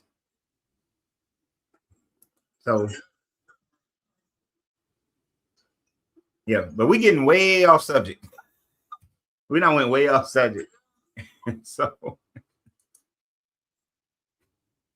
and don't get me wrong, I do love talking about world events and military. So don't So I'm not, I'm fine with the conversation, but I don't want to go too far into it. That information you're talking about is very interesting. Yeah. Because Are you eating? Are you smacking?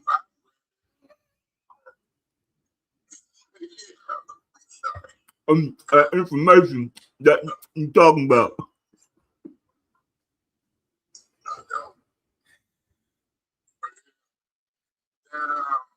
Scriptures, but it's a lot of stuff with that book. You were making some points about Moses that being the author of the Torah. Yeah, no scholar accepts that Moses wrote the Torah. One, he's writing after he died. Then he's writing in third person. And then he just gets so many things wrong. The history is wrong. The events are, you can't prove any of the events actually happened. And he... I'm not the right person, because my own opinion, I share similar feelings with you too as far as scriptures is concerned. I'm not that person to say, oh, I believe the Bible is God. Oh, okay, good. Because there's too many problems with the Bible. I'm thinking, I'm not in a box. Mm-hmm. As well, we should. Thinking outside the box. And, my wife, I can't discuss a conversation like that. She's living in that box. You don't see nothing outside that box. You like, Yep.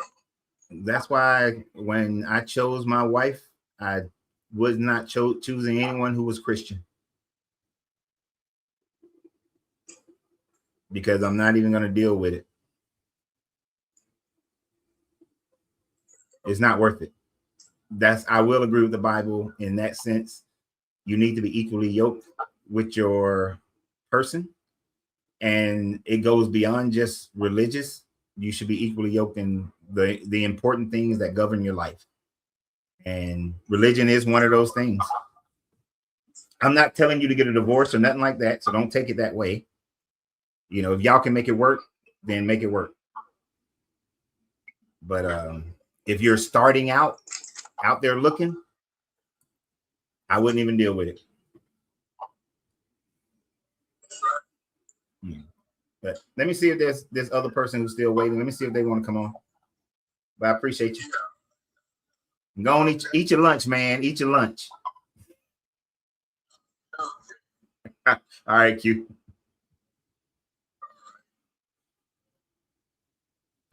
Q got to get that lunch. I don't blame you. Got to get that lunch in, man. Got to get that lunch in. Let's see if Group Home is still here. Oh, shit. I guess he couldn't wait that long. We're going to let Q eat his lunch. We're going to let Q eat his lunch. And so, like, the whole thing about Moses writing the Torah, he would have to have been told by God that all these things happened in Genesis in order for him to write it. That God was hovering over the waters and he breathed his breath over the waters, that the earth was in chaos. Like Genesis 1 should start out with when God began to create, the earth was in chaos. Well, if the earth was in chaos, then that means that the earth was already there. It was already present. There was already, the building blocks, the material was there. So when Christians say that out of nothingness God created, because that's what they believe. It's funny, they always try to say that we believe that man came from nothingness, but yet it's the Bible, it's their understanding of the Bible that teaches them that out of nothing this God created all things that are in existence today. The non-biblical view the non-Bible view, the non-religious view of creation, is that our universe is just a known universe inside of a much larger universe, and is a repetitive cycle, and that it has always been, as far as we can understand it, as far as we can see it, matter has always existed. Energy has always existed. It can't be created, nor can it be destroyed. It has just always been. We will never know, most likely in our lifetime. Well, you know what? Me and my wife were just talking last night about how we are just, the world knowledge is just changing, and we're learning so much more, maybe in my lifetime, because I plan to live to be 150. But we may at one point be able to see outside of our known universe and even go beyond that. But I don't think we'll be able to see any beginning point for a universe within itself, like the universe. Hence, it's always been. But because we know we can't, energy and matter cannot be created. It cannot be destroyed. It just transmutes from one form to the next form to the next form. Then logically, the universe is eternal. It's always been.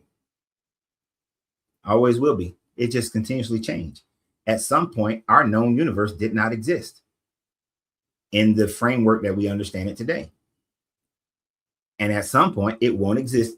It won't exist again in the framework that we know it as today, whether it's through heat death, whether it's through the big crunch, as some call it. We don't know, but it won't be here. Of course, this is billions upon billions of years in the future. We won't know. Hell, one of the reasons we won't know, I think our galaxy is colliding with another galaxy right now. Like our galaxy is colliding with Andromeda galaxy or some shit like that. I'm not sure, but something. But we see galaxies. If everything expanded, if the whole universe expanded from one point, then galaxies would not collide with one another. It wouldn't happen. But yet they do, which indicate that there must have been another universe that started somewhere else.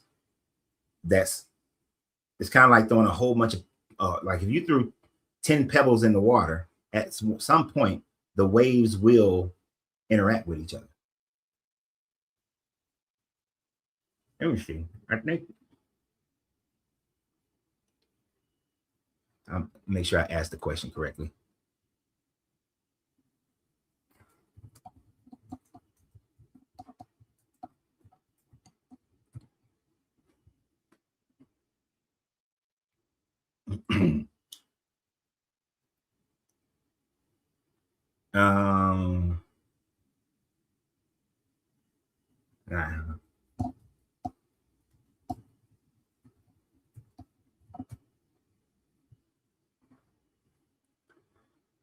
Galaxies, yes, galaxies frequently collide and merge, a process that is fundamental to their evolution and growth of the universe.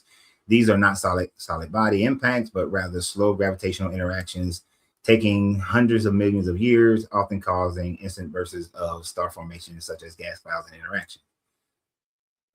Upcoming collision. The Milky Way and Andromeda galaxy are on a collision course, expecting to begin merging in about 3 to 5 billion years. So in about 3 to 5 billion years, our galaxy and Andromeda galaxy will start to collide with one another. As they continue to collide, all kind of shit will happen over the course of another hundreds of millions of years, where it'll merge and become one galaxy.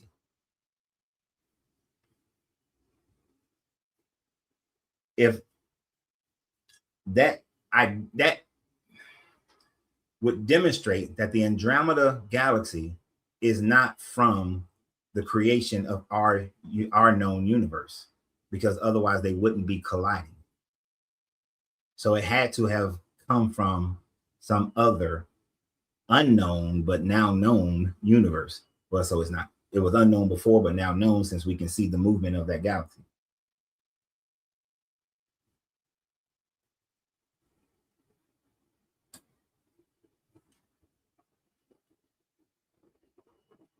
Now that just disrupts the whole Genesis story. A lot of Christians like to say that God made the universe perfect for us and everything he made was good. Well, how is it perfect for us if in 3 to 5 billion years, was it billion or 100 million? 3 to 5 billion years, our galaxy will begin to merge with the Andromeda galaxy. That's not perfect for our continued living. Oh, but wait, Jesus is coming back and it'll all be over anyway, right? But he's supposed to make a new heaven and a new earth on earth. So unless it's going to exist on some other dimensional plane, if it exists on the same matter plane that we exist on today, then in 3 to 5 billion years, that new earth is going to be colliding with a whole new galaxy.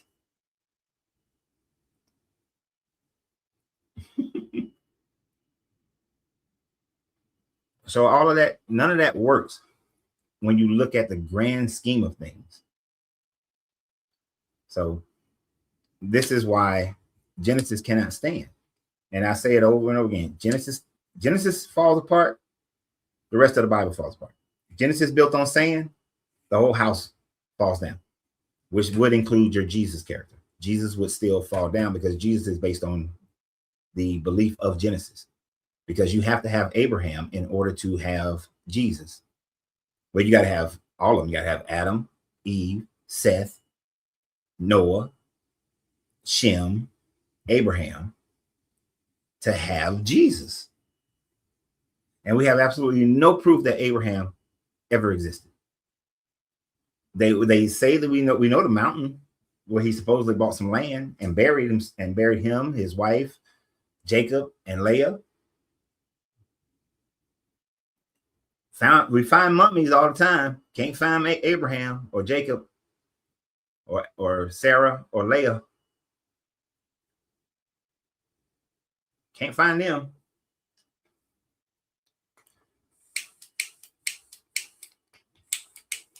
Come on, dang. Abraham supposedly went to Egypt, and the Pharaoh took Sarah, got her pum pum, and then gave away all these slaves and animals when he found out that was his wife. And the curse that was on his house. And isn't it interesting how Pharaoh, I mean, I know they were henotheistic and they accepted the belief in everybody else's gods. So he believed that the plague on his house was because Sarah was married to another person and that this guy Yahweh was plaguing his house. And so he gave them all these slaves and all these animals and all this gold and silver. You will not find that anywhere within the Egyptian history of some dude from Ur came in and that shit happened. And then he went back and settled in the Canaanite lands. Doesn't happen. Nowhere in Amalek's history do you find the same situation happening as well. You don't have it.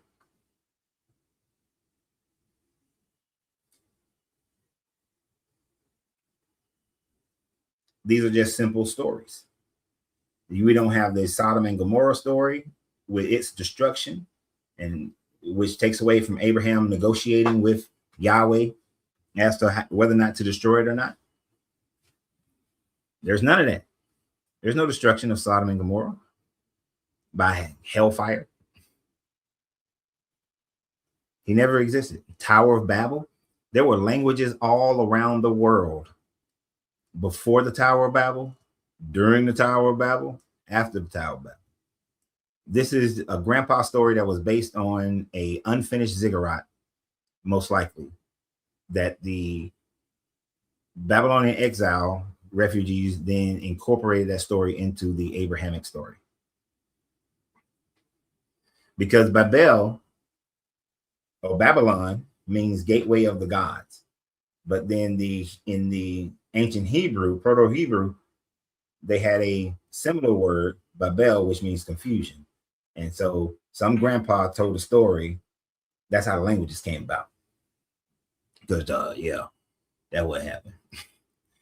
Even though there were already languages long before that. But understand they didn't have the type of storage history that we have today. So imagine living in a world where I could tell you that, yeah, 1,000 years ago, such and such and such and such happened. You know, I can make up some shit, but I can't really do that today. I can't today say, well, you know, 1,000 years ago. See, 1,000 years ago would be 1225. Yeah. No, not 1225. What would be 1,000 years ago? 1,025. Oh, 1,000 years ago.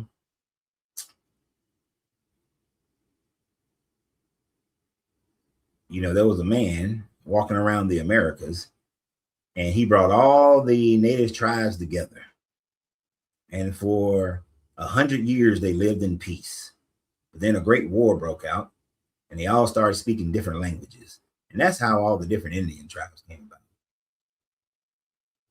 We know today that you can't tell that story and it be true, because we know that prior to 1,000 years ago, there were already different tribes within the Americas. But back then, they could somewhat get away with bullshit like that.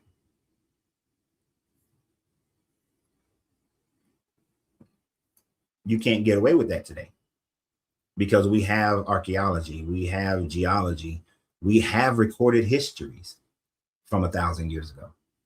So you can't do it. We know that there was a difference between the Aztecs and the Mayans. We knew that the Peruvians, the Incas, we knew the Incas existed. We knew there were separate tribes 1,000 years ago. So you cannot say that today and get away with it. But in 1000 BCE, 900, 500, 600 BC, you could get away with some shit like that. Who was going to check you on it? So you can write this Genesis story. And most people would have saw the Genesis story because, as I said before, most of the Mediterranean people were henotheistic. They accepted that someone else's God existed. And this is just their creation story of their people. It is not the creation story of all people.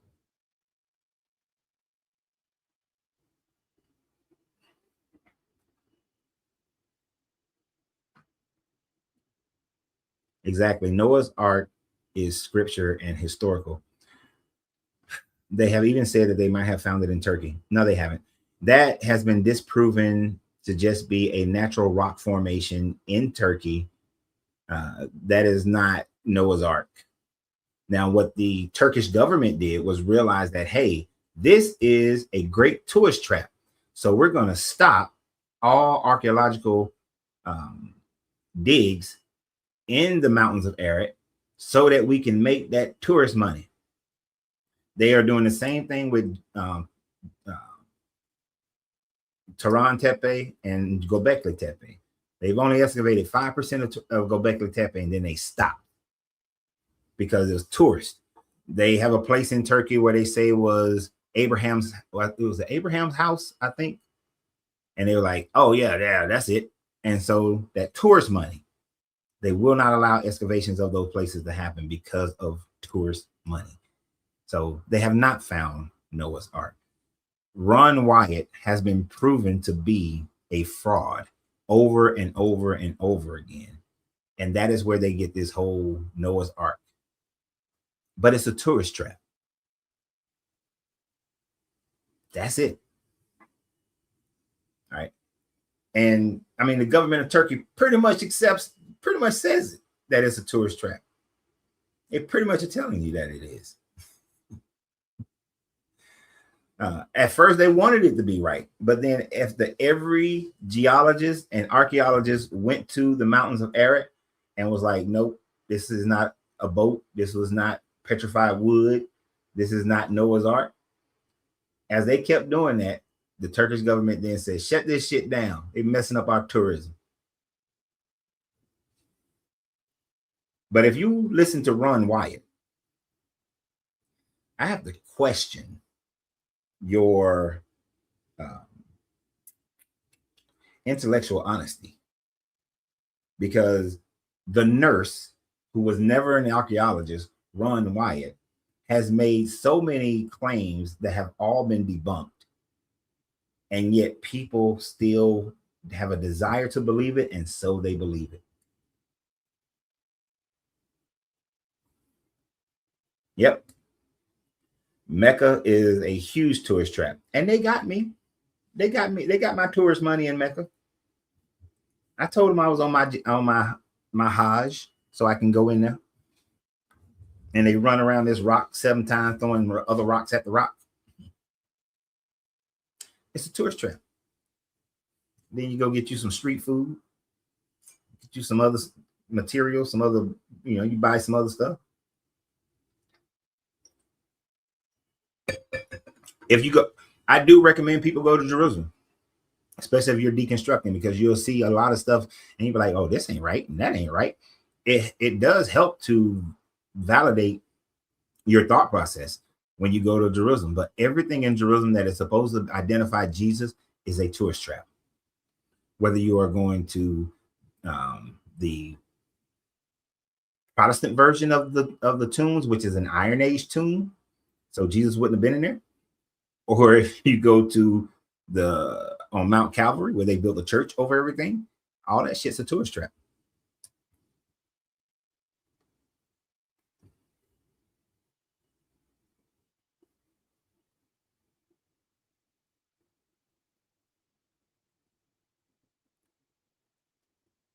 Let's just assume early Genesis is completely false. That doesn't invalidate 15:11. So you're saying chapters 15 through 50, which are completely historical?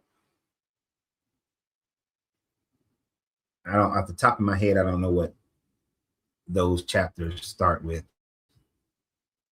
I know it's post-flood. Oh man, the Tower of Babel chapter 11 starts out with the Tower of Babel and the descendants of Shem and Ham and Shem and Ham and Japheth.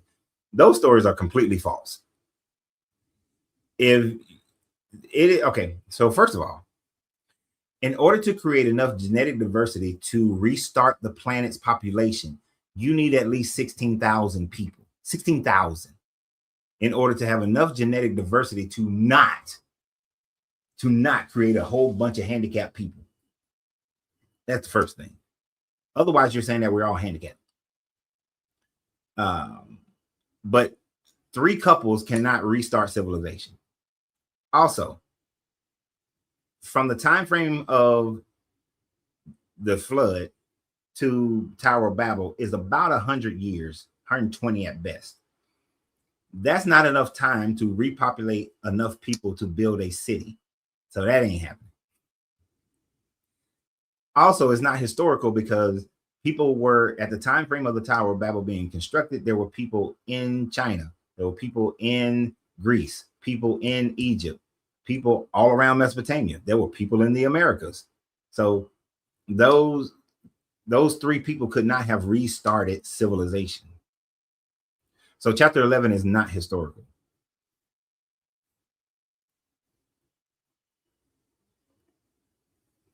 Not even slightly.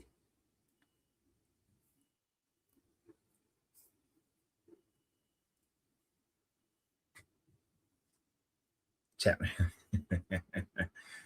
And after chapter 11, you start going more into you go into the Abrahamic story at that point, and then you go into Isaac and Jacob. Yeah, there's nothing historical about the call of Abraham. There's nothing historical, no historical evidence of Sodom and Gomorrah. Yeah, none of these stories after chapter 11 is historical. Name one historical chapter. Do you have some people that they name that could have existed? Possibly, but that's about it. That's about it. You got a few people. Maybe they don't even really name that many pharaohs.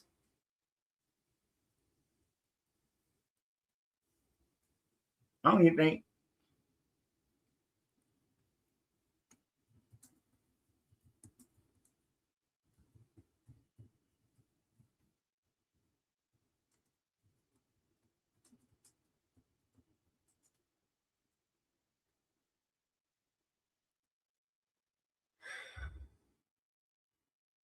No, there is not one person in Genesis that has been proven to exist through any science or archaeology. It is all theological arguments, nothing else.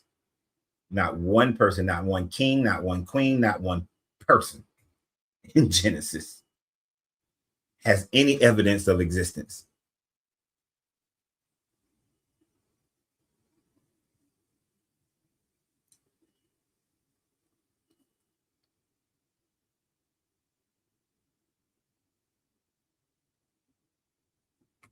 And this is an interesting thing that Jim puts up. A Syrian inscription in the 8th century BCE describing the deity confounding speech, Sumerian text, 2100 BCE detail the Tower of Babel project. What's the name of this new here?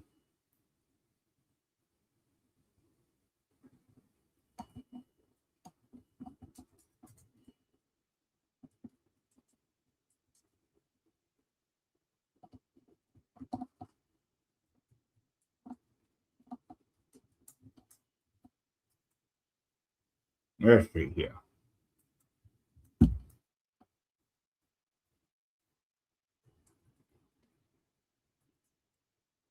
See if we can find what text he's talking about.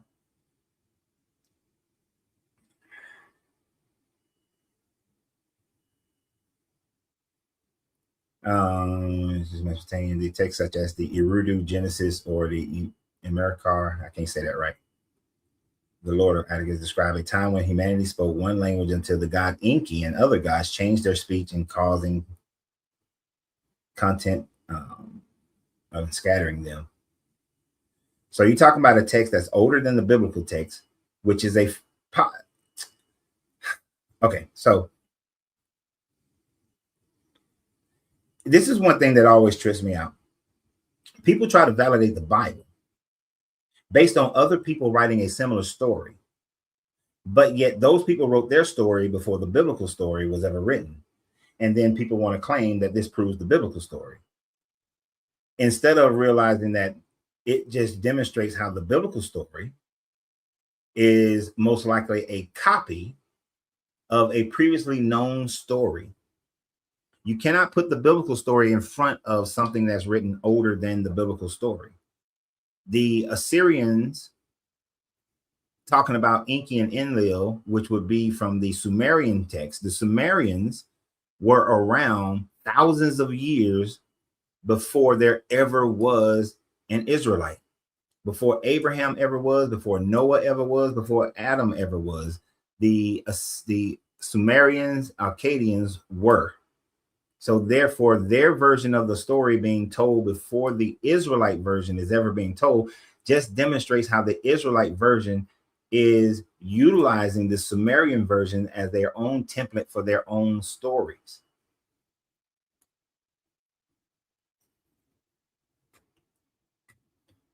It's just the same way as people say, oh, other people wrote about a flood, but they wrote it before the Israelite story.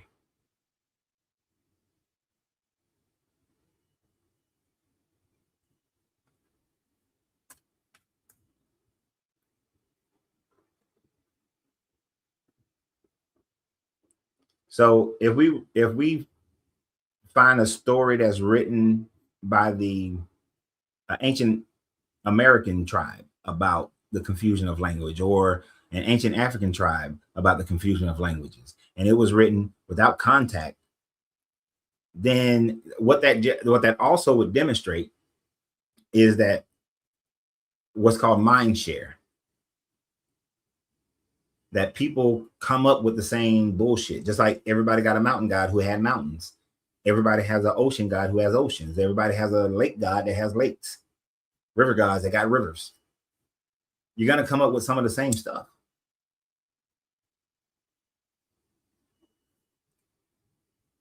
You said, I'm not validating the Bible. You said there's no evidence. There is still no evidence. Even with the Sumerian, the Assyrians writing that the Sumerians said that Enki and other gods confused the language, them writing it doesn't provide evidence of it happening. There's a difference between evidence and theology, belief.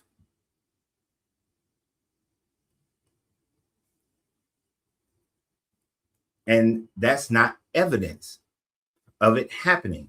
And that's the difference, Jim. The difference, Jim, is that it's not evidence. There is no evidence of the whole world speaking one language. There's zero evidence of that. This is evidence of that would be this would be good evidence of that. If you would have to find a root language that all language come from. You understand what I'm saying? A root language where all other languages come from. But the Sumerian language does not come from the Semitic languages. So there, and it's that one example right there is enough to destroy the whole thing, that you don't have one root language. What's it? Issa?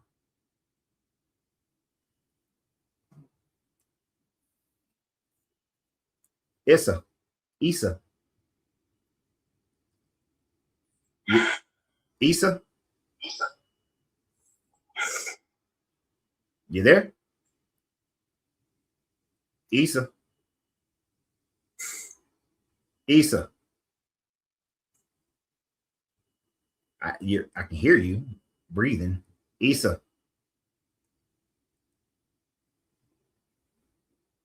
Okay, I guess Issa don't want to talk.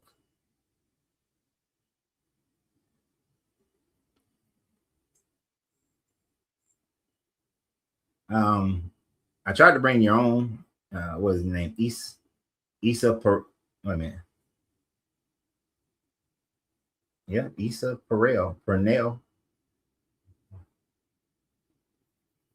know. But yeah, that's the thing. There would have to be one root language that you would have to discover that all other languages came from in order for there to be evidence. People creating the same stories is not uncommon. We still do that today. We still read. If you really think about it, there's no new movies. There's no new stories. They're all based on some other older story. You know, whether it's Hamlet or the stories of Eshu.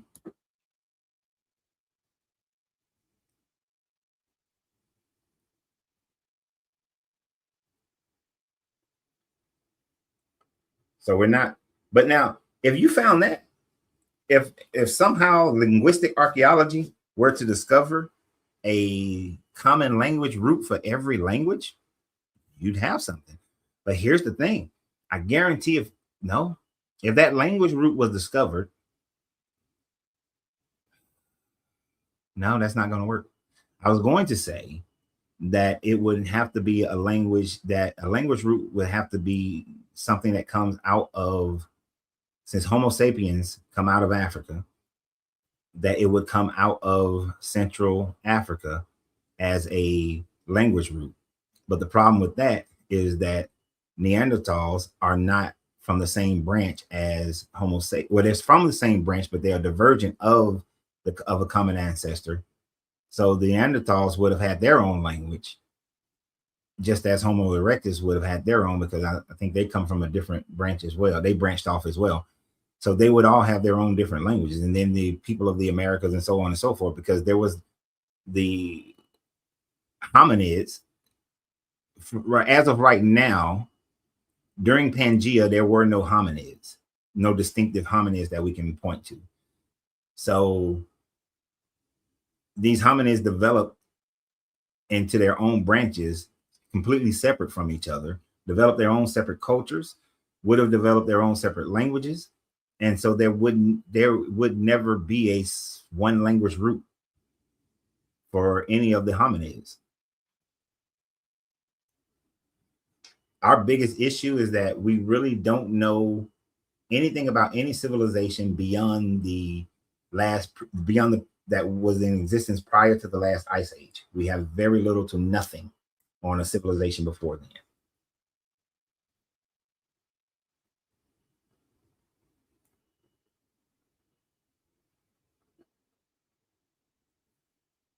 So we don't have nothing.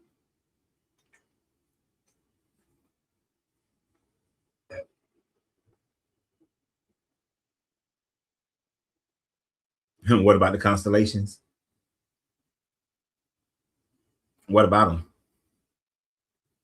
I mean,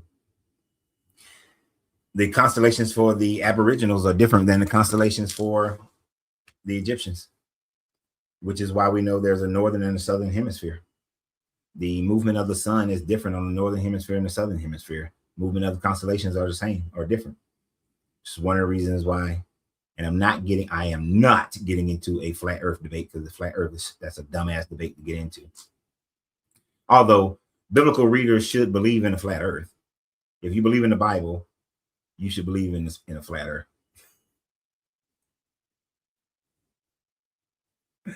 You most certainly should.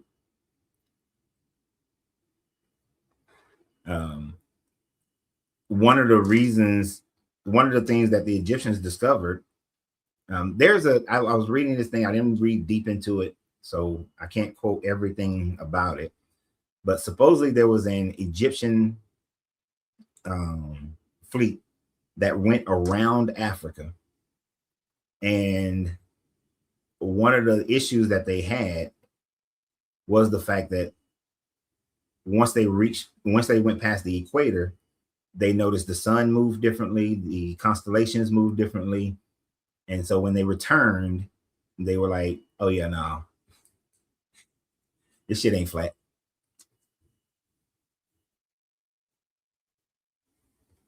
I don't know what the global understanding about constellations. I don't know what you mean by that one.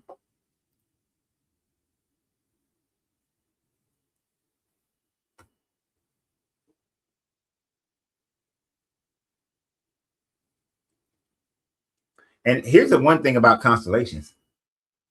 They're not always the same. What we look at and how we view constellations today is really more of a Greco-Roman Egyptian version of constellations. And I put the Egyptians in there as well, because some of their constellations are the same, but then some of their constellations are different. So what the Greco-Romans called the Canis Major is smaller and doesn't have all the stars, but within Canis Major, the Egyptian had that constellation as a Set or Isis. So civilizations viewed the constellations differently. Some of the major constellations are the same, but other ones are different. Canis Major to the Egyptians was a Set, and it was bigger.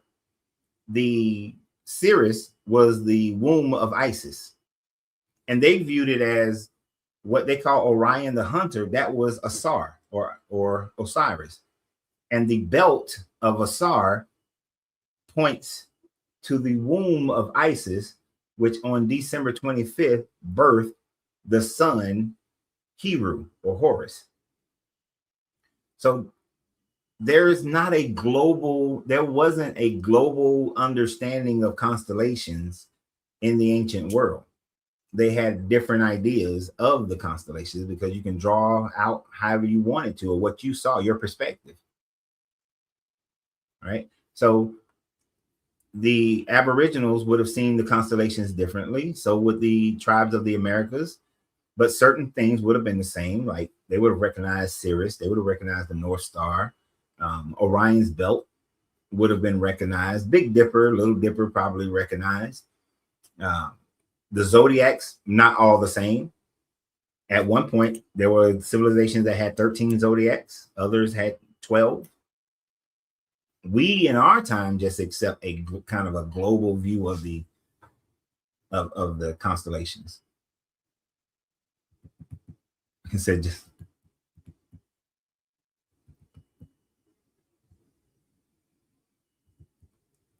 yep, we got the word hours from the term Horus, from the name Horus. And the beauty of those constellations is that everybody created their own gods based on these things. They all have their own gods.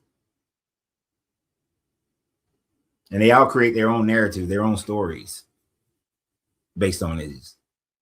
Do you really think the Egyptians believed that the constellation of Hercules was Hercules? Or the Aboriginals thought that the Hercules was Hercules? No.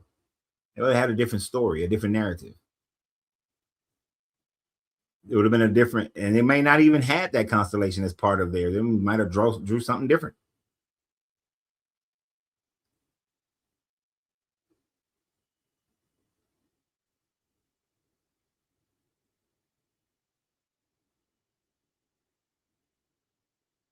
But I agree, the same core constellations, some of the same core constellations would have been recognized. And today we just do it because the Greco-Roman mindset has taken over the world. That's all. That's all that is. We're taking over the majority of the world. But if you look at the Chinese horoscope, the Chinese constellations, which has more people than the United States and Europe, they don't view the constellations the same as the Greco-Roman version of the constellations. I've never researched that in detail.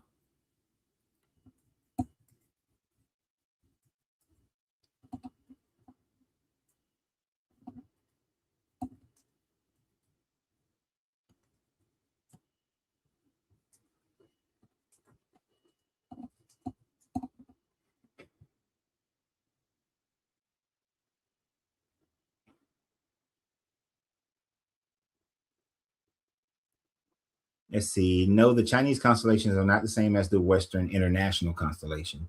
While the stars themselves are the same, Chinese astronomers independently developed a distinctive system of 283 constellations, grouped into 3 enclosures and 28 mansions. The system differs significantly in the pattern, naming, and the sky division.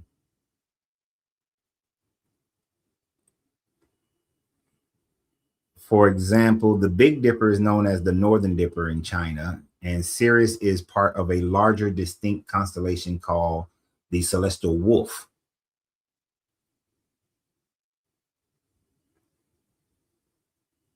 While some, like Orion and the Pleiades, are universally recognized, most Chinese constellations are smaller and different, focusing on entirely different star groupings. Yeah. And that's what? Almost 3 billion people.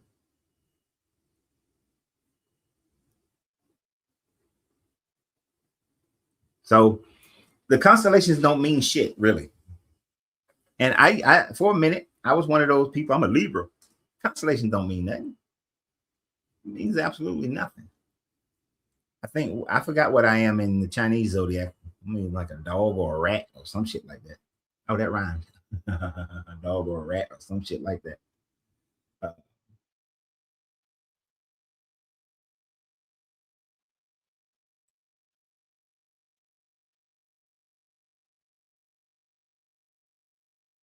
I don't think I've ever heard this one. I heard the lamb. I heard the term Lamb of God and Fisher of Men was just Aries turning into Pisces. I know that in Titus's Annuals, he tells his men to become fishers of men. I've never heard this. The Lamb of God and Fishers of Men was just Aries turning into Pisces. That would be a new one on me.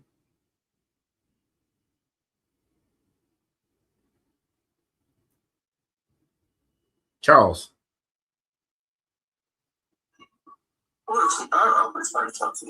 Charles? No, Charles talking to somebody. He put me on pause. I'm gonna leave Charles in the chat for a minute to see if he come back.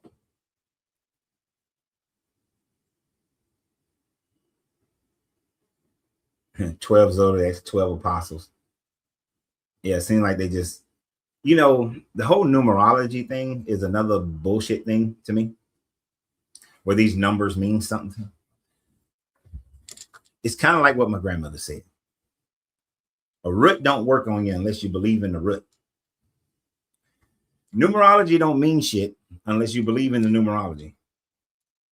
You know, 12 zodiacs. It used to be 13, I believe. But 12 zodiacs, it means something. And I used to fall for it. I had my star chart and everything, and thought that my star chart determined who I was in certain areas, that certain planets and constellations were in certain houses, and I had no choice but to be this or that person. And then but when you start thinking deeper into it, 75% of who you are is based on your environment that you grew up in and the environment you surround yourself with now. You are a child of your environment, plain and simple. I could be a Libra all day, but if I grew up in China, I probably wouldn't be so much of a Libra now, would I? And then these things are so vague that you can find a place in your life where you can incorporate all this bullshit. Oh, when I lived at the address that was 5011, and I literally lived at an address that was 5011. 5011. Right? Let me add them up. That's 5 plus 0 equals 5 plus 1 equals 6 plus 1 equals 7. That means that address was a completion, full completion. That address was not a full completion. I mean, shit. I met this man who believed that his address was 555. And I think he said something about 555, all the fives meaning abundance or growth. And he was like, and when I lived, ever since I moved there, my business has grown, my wealth has grown, my family life has grown better, and all this stuff. And I asked him, I said, did you believe that before you moved in? Because if you believed in the numerology of that before you moved in, I guarantee that there were things that you did that caused your life to be better.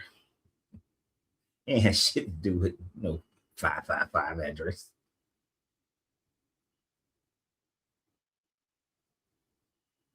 Yeah. C Flyer said, I'm going to give you this. The creation talk in Genesis is about the creation of Israel and the temple. Exactly. Genesis is really, hey, we are a nation. We need to create our own creation story. We need to further separate ourselves from the Canaanites by creating our own creation story.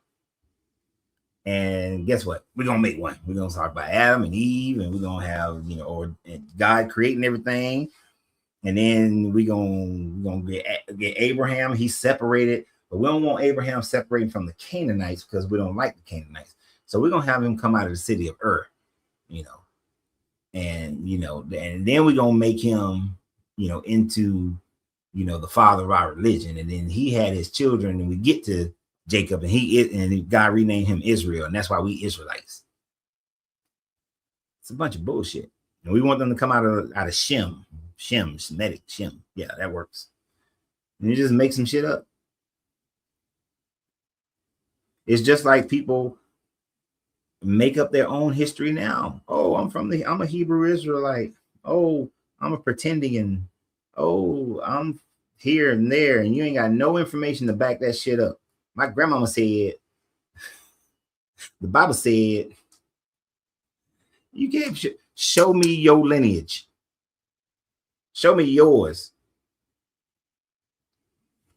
Then you got something to say. Show me your lineage. Jokers be like, I'm a Hebrew Israelite from the tribe of Dan, from the tribe of Judah. All of them want to be from the tribe of Judah. From the tribe of Judah. You don't even know how far, you can't even find the paperwork on your family prior to like the 1800s for most people, especially most Black Americans. You can't find the paperwork. Most of that is lost. If you're lucky, you might find some paperwork that tell you what boat they came across on, and find the ship manifest, and then that ship manifest tell you what country that boat came from, if you're lucky. And then once you get there, you're pretty much done, unless your family came late. And if your family came early, like in the 1600s, it's unlikely that you're gonna find anything. If your family came in around the 1600s, you ain't finding shit. And just because your family was bought by them 5 civilized tribes, or your family ran away to the 5 civilized tribes, don't make you part of them because they then got somebody pregnant in those civilized tribes. You still ain't part of them. I mean, you are, but you're not. You are biologically, but you are not legally.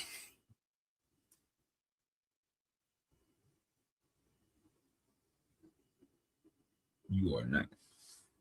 Using your logic, do you have evidence of this? Of which part? Because I just said a whole bunch of different stuff right then. Yep. And Yahweh does come from the Canaanite pantheon. And there are some hard parts about Yahweh. You have the Shashu people who worship Yahweh. You have the Moabite people who worship Yahweh. I don't think the Shashu are considered Canaanites. I know the Moabites are considered Canaanites. So you did have a Yahweh God as part of the Canaanites. He said the Black Americans is hard to find the lineage prior to the 1900s. Yeah, prior to the 1900s, it's hard. It's hard to find your lineage prior to the 1900s. It's very difficult. I consider myself lucky that I was able to find my family members, you know, that date back to the 1700s, and that's late 1700s at that. I was shocked personally. I thought I wouldn't be able to find it.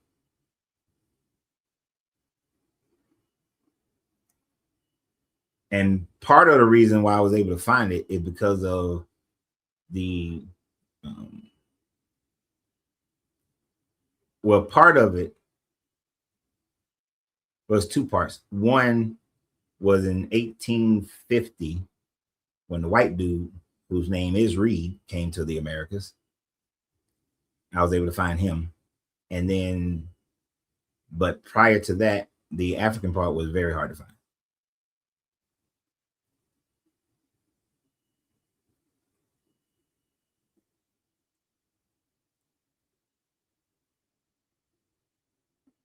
You're going to have to give more context to that question. Please explain Yahuwah.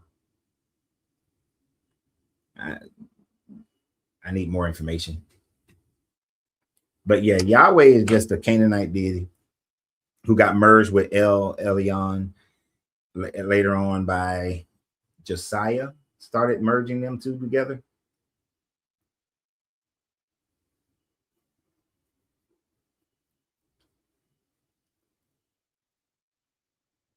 So, you know, Yahweh was a storm deity.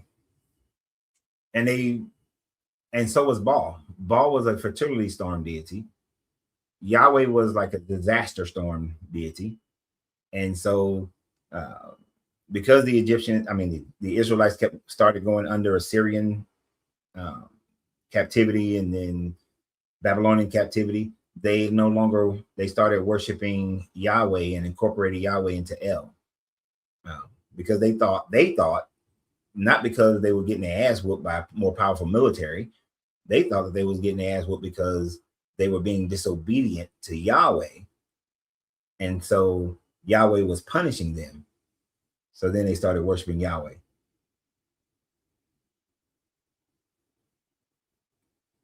But that's all Yahweh is, just a storm deity who got elevated into becoming the God. You know, he had a wife and then he got rid of his wife. And then by the time they were under the Persian influence, he became just a supreme deity that has always existed, because they were copying the ideas of Ahura Mazda. Ahura Mazda. They were copying the ideas of Ahura Mazda, and then they developed their antithesis to that, which was Agramenia. Right. So Yahweh is just a little deity who got big.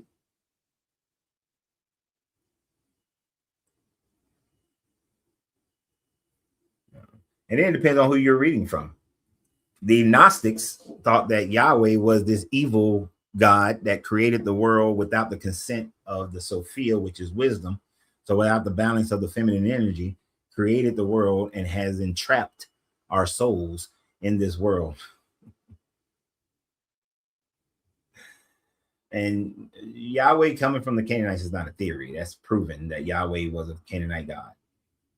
But I don't know if I don't think the Shashu were Canaanites. In my mind, they were not.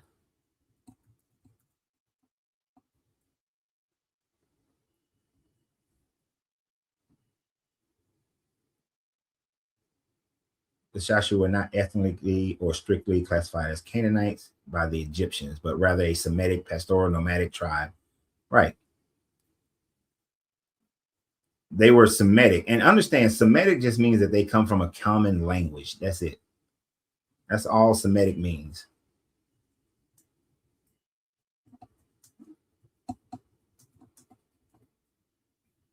They just come from a same language family.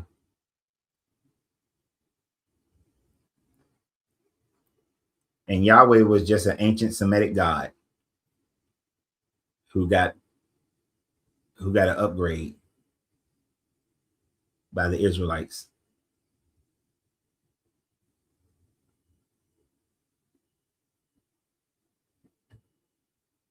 Nothing more to him but that. Thank you guys for the hearts. Thank you for the gifts. And thank you everybody who supports the channel. Even if you just subscribe or you like it or you share it, and those who support it monetarily, thank you very much. I appreciate it. Because I want to thank the people on TikTok who've been giving gifts. So thank you for that. Appreciate it.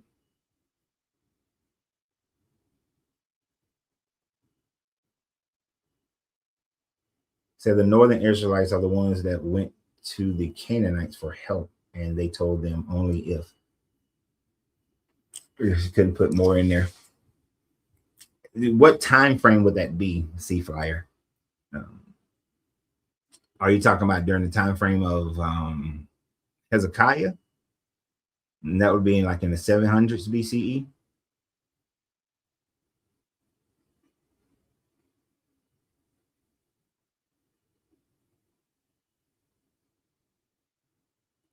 The idea that he was just a water god and all that other stuff.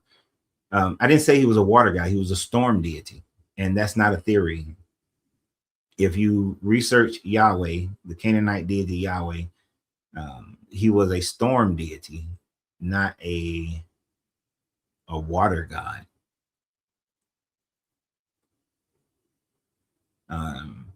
Dagon would have been more of your water god, your ocean god, not Yahweh.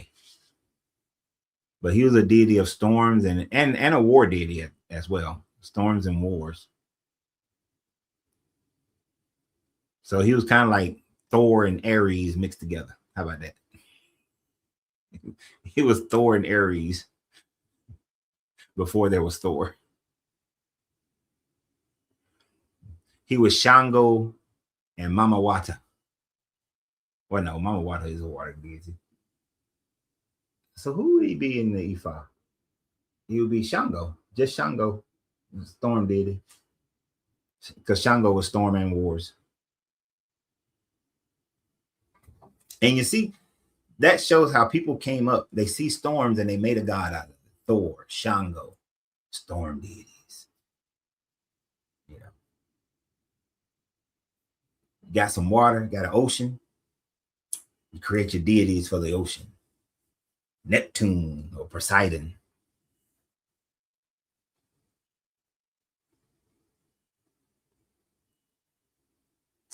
And the comment, I know I keep going to Jim. I am looking at everybody's stuff.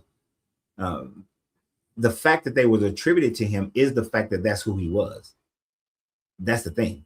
Whatever the culture attributed to a god, that's who that god is. Are you saying, oh, the northern Israelites only told them that if they put their god Yahweh in our pantheon? Yahweh was already in the Canaanite pantheon before the northern Israelites. So that's why I asked what time frame, C Flyer, because Yahweh was, I mean, he in the oldest.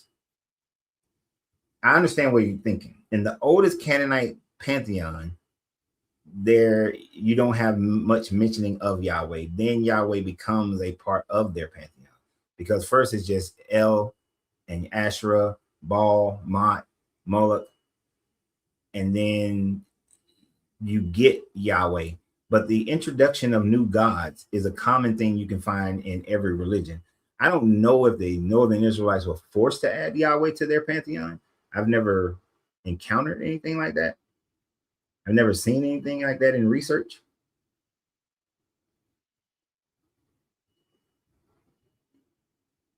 But creating new gods is not an uncommon thing. I mean, we still do that today. We still have in modern times people creating ideas or attributes of gods. You know, hell, Joseph Smith, Jesus came to the Americas and talked to the native people. He's just making shit up.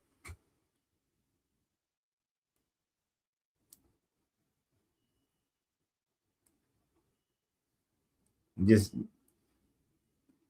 you can make up a god today, kind of like L. Ron Hubbard. You can make up gods and processes and rituals. And if you say it loud enough, long enough, and it has some level of logical process, you will start to get people to believe it. I can make up a god today, and in 30 years, there will be a religion based on that God. If I preach it, keep talking about it, charismatically put him in people's lives, people will believe that God exists, i.e. Jesus. If you're charismatic enough and you talk about it enough and you put it in the framework of the culture that you live in, people will start believing that is God.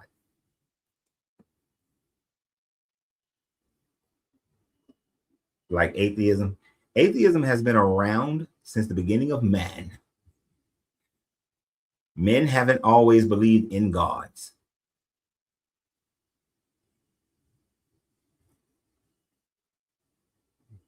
And evolution, that's like comparing apples and oranges, Carlos. Scientific discoveries has absolutely nothing to do with religious creation.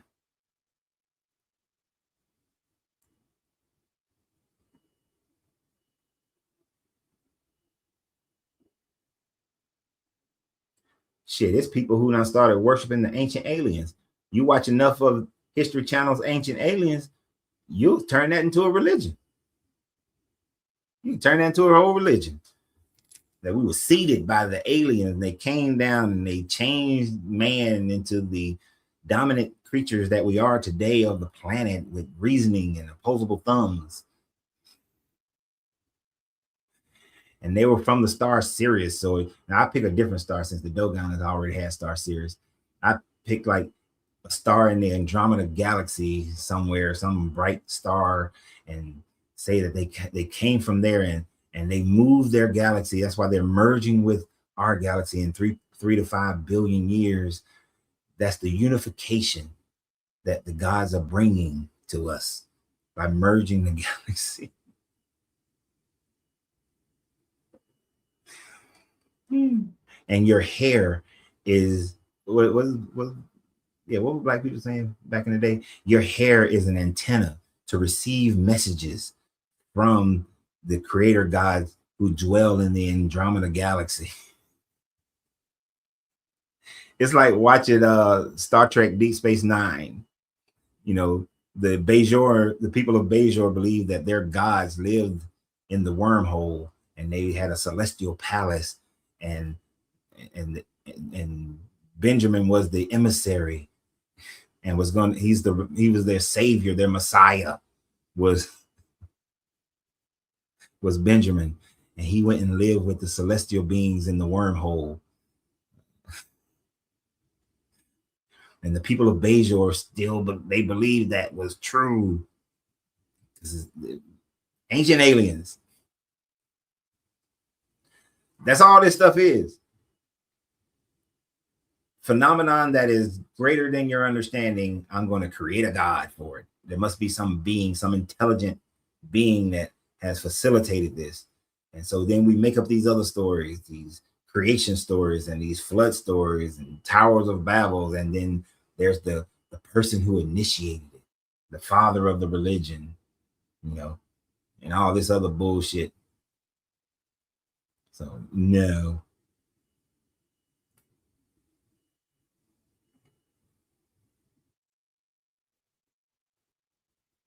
Anyway.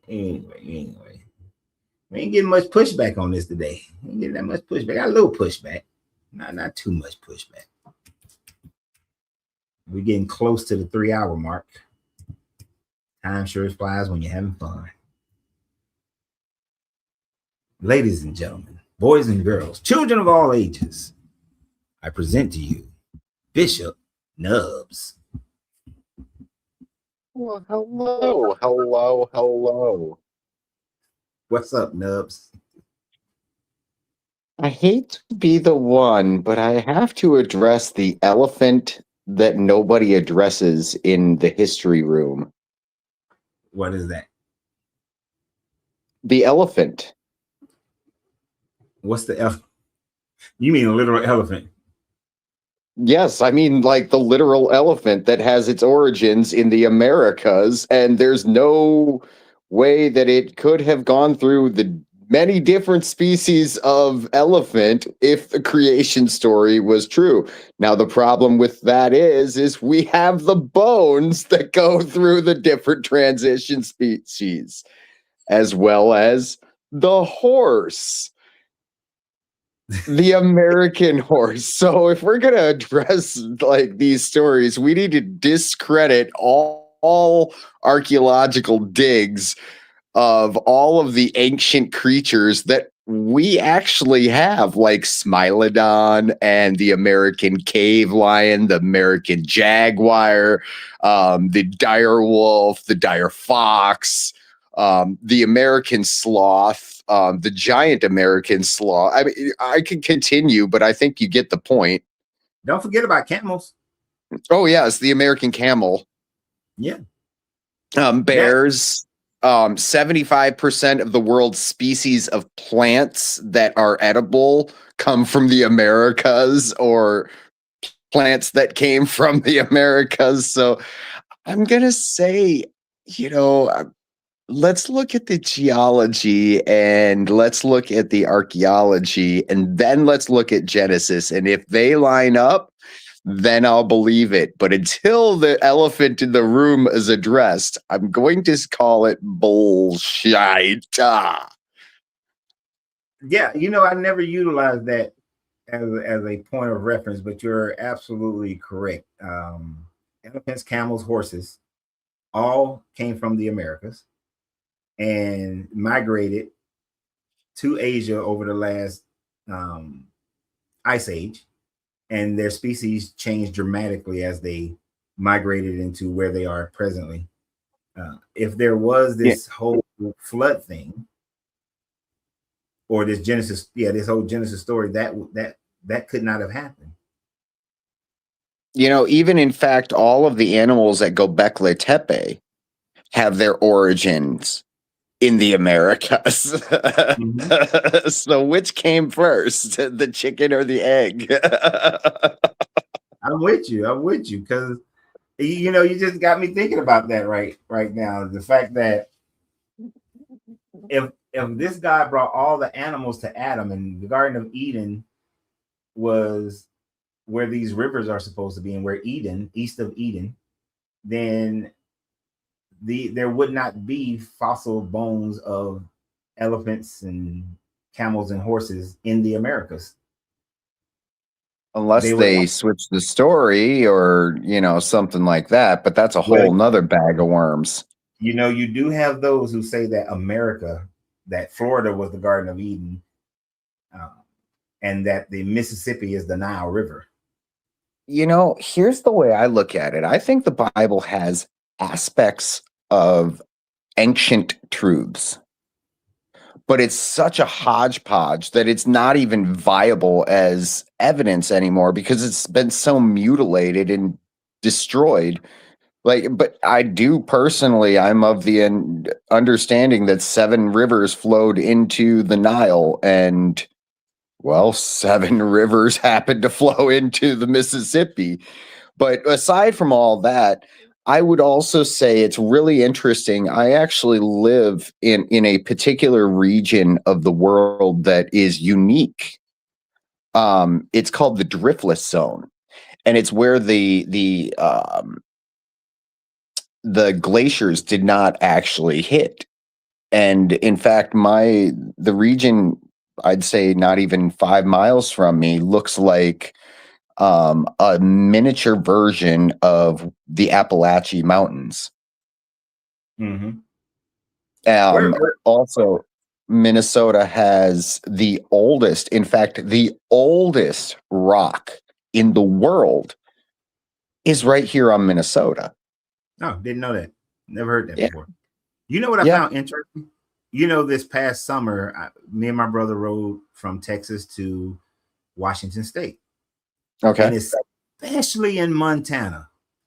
You can see it in Wyoming as well, but especially in Montana, you can see the waves, the waveforms of where the ice age was where the ice was moving. Yep. Across Montana, and then when it regressed back after the Younger Dryas, like you can those waveforms. And I meant to stop and really get but you pass it so fast on a motorcycle that it was like, damn, that would have been a good spot back there, but I got to go 10 miles to get to the next turn exit, around and then turn around and come back and then go 10 miles 70 back miles later. I was like, no, this is already a 9-hour ride. I'm not about to do all that. But those land masses show that the ice age happened, right? The way the land is, and realistically, if you think about it, the concept of a massive flood on a worldwide scale, if you really think about it, it could definitely be that people were just confused because massive oceans let loose in the Younger Dryas and totally decimated shit, like from miles high, because the water just sat there and melted and melted and melted, and finally it melted away in. And there's archaeological records that show that actually happened. And then but you know what's crazy though, most of your inland people don't have a worldwide flood. No, they really don't. They don't. It's it's mostly your coastal, and the people who were at this, what do you call it, the drip zone? Yeah, I know what you're talking about. Like those people who was at the edge of the ice age, of the ice cap. They have flood. They have flood Minnesota. Stories. Yeah, they got flood stories. Coastal people got flood stories. But when you go into the tribes that were in like Arizona and Texas and all that, no flood stories. Other than river floods, they got some river flood stories. But there's no and there are massive flood stories in every culture, but there are not epic, like worldwide flood stories in every culture. But floods happen. That's why they're in stories. And they like to point out the Chinese had a flood story of the Yellow River, not the world. The Yellow River is the flood story. So it's like, it's a bunch of bullshit. But I really like this thing about the elephant in the room, though, because if this guy brought all the animals to Adam, that would have been in around 4700 BCE, right?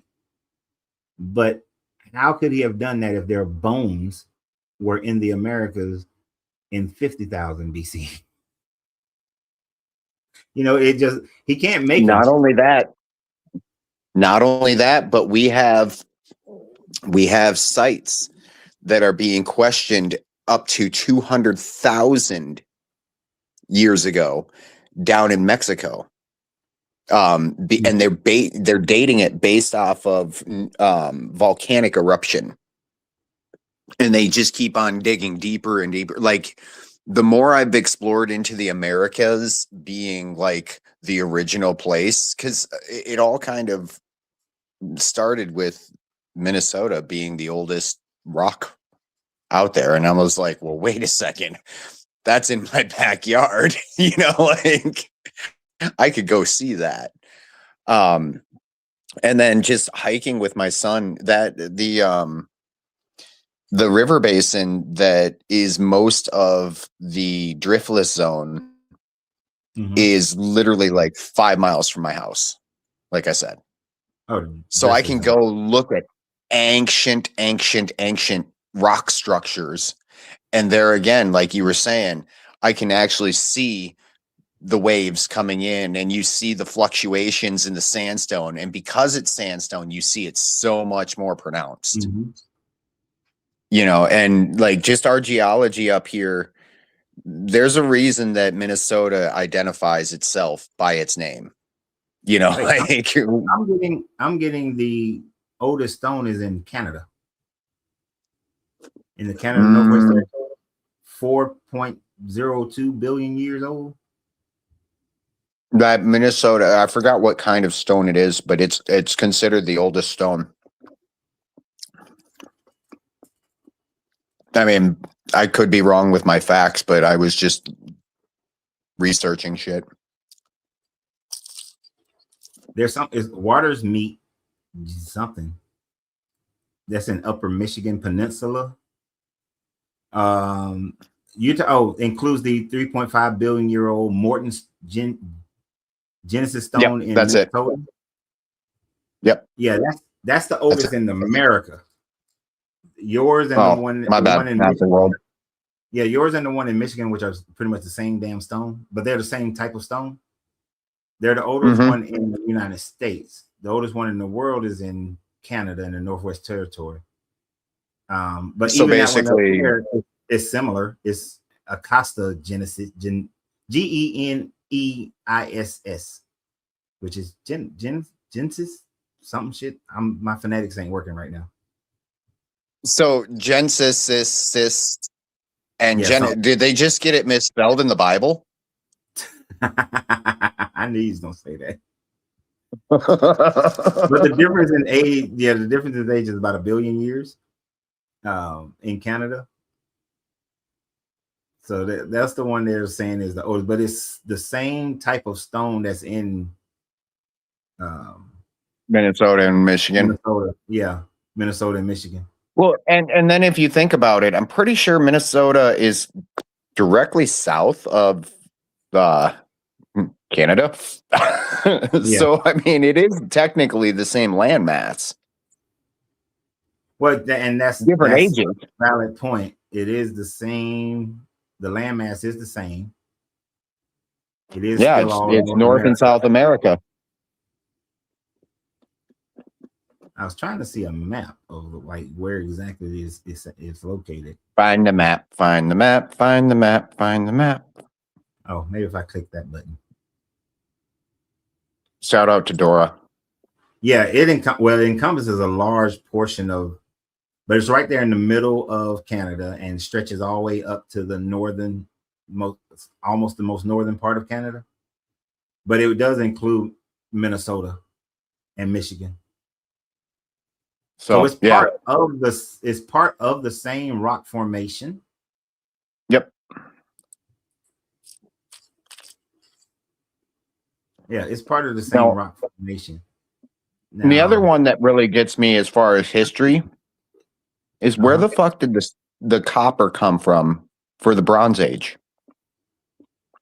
And where the fuck did the copper go from Michigan at about the same time? What? The Bronze Age required massive amounts of copper. Right. And Michigan just so happens to be one of the purest forms of copper in all of the world, that upper peninsula of Michigan. And I've been looking. Go ahead. I would just say that, just like gold is found everywhere in the world, like in many different places. Yep. Copper is going to be found in many different places as well. Not in the same purities. Well, workability. None of them are going to be in the same purities. You're going to have differences in them because of the different areas that they're in. Right. And what I'm saying is, if you do research on the Bronze Age and where they were mining these things, they were not very good sources. And then if you look at the text, it says the Phoenicians were bringing it in by the boatload, and the captains would show up every about 3 years. Well, if you go on that trip, you get to America, in my I don't opinion. think. I mean, I'm that's an not- opinion I'm not based. going for that bullshit. I'm not. I I think so. I really do. Where else doubt would the copper have come from? It could have came from other lands within the Mediterranean and other areas up in the Black Sea areas. I'm not going for that one. I just personally, I'm of the understanding that the Americas are the oldest, based off of the research that we're looking at. The skeletons of all of the animals, the oldest mummies in South America, pyramids, we have it all here. We really do have it all.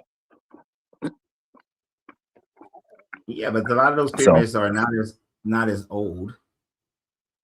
I mean, some of And them I really wish God existed so I could ask him these questions, but since he never shows up to answer my questions, I'm going to ask him, or I'm going to decline to believe in his story of Genesis. It's just the elephant in the room.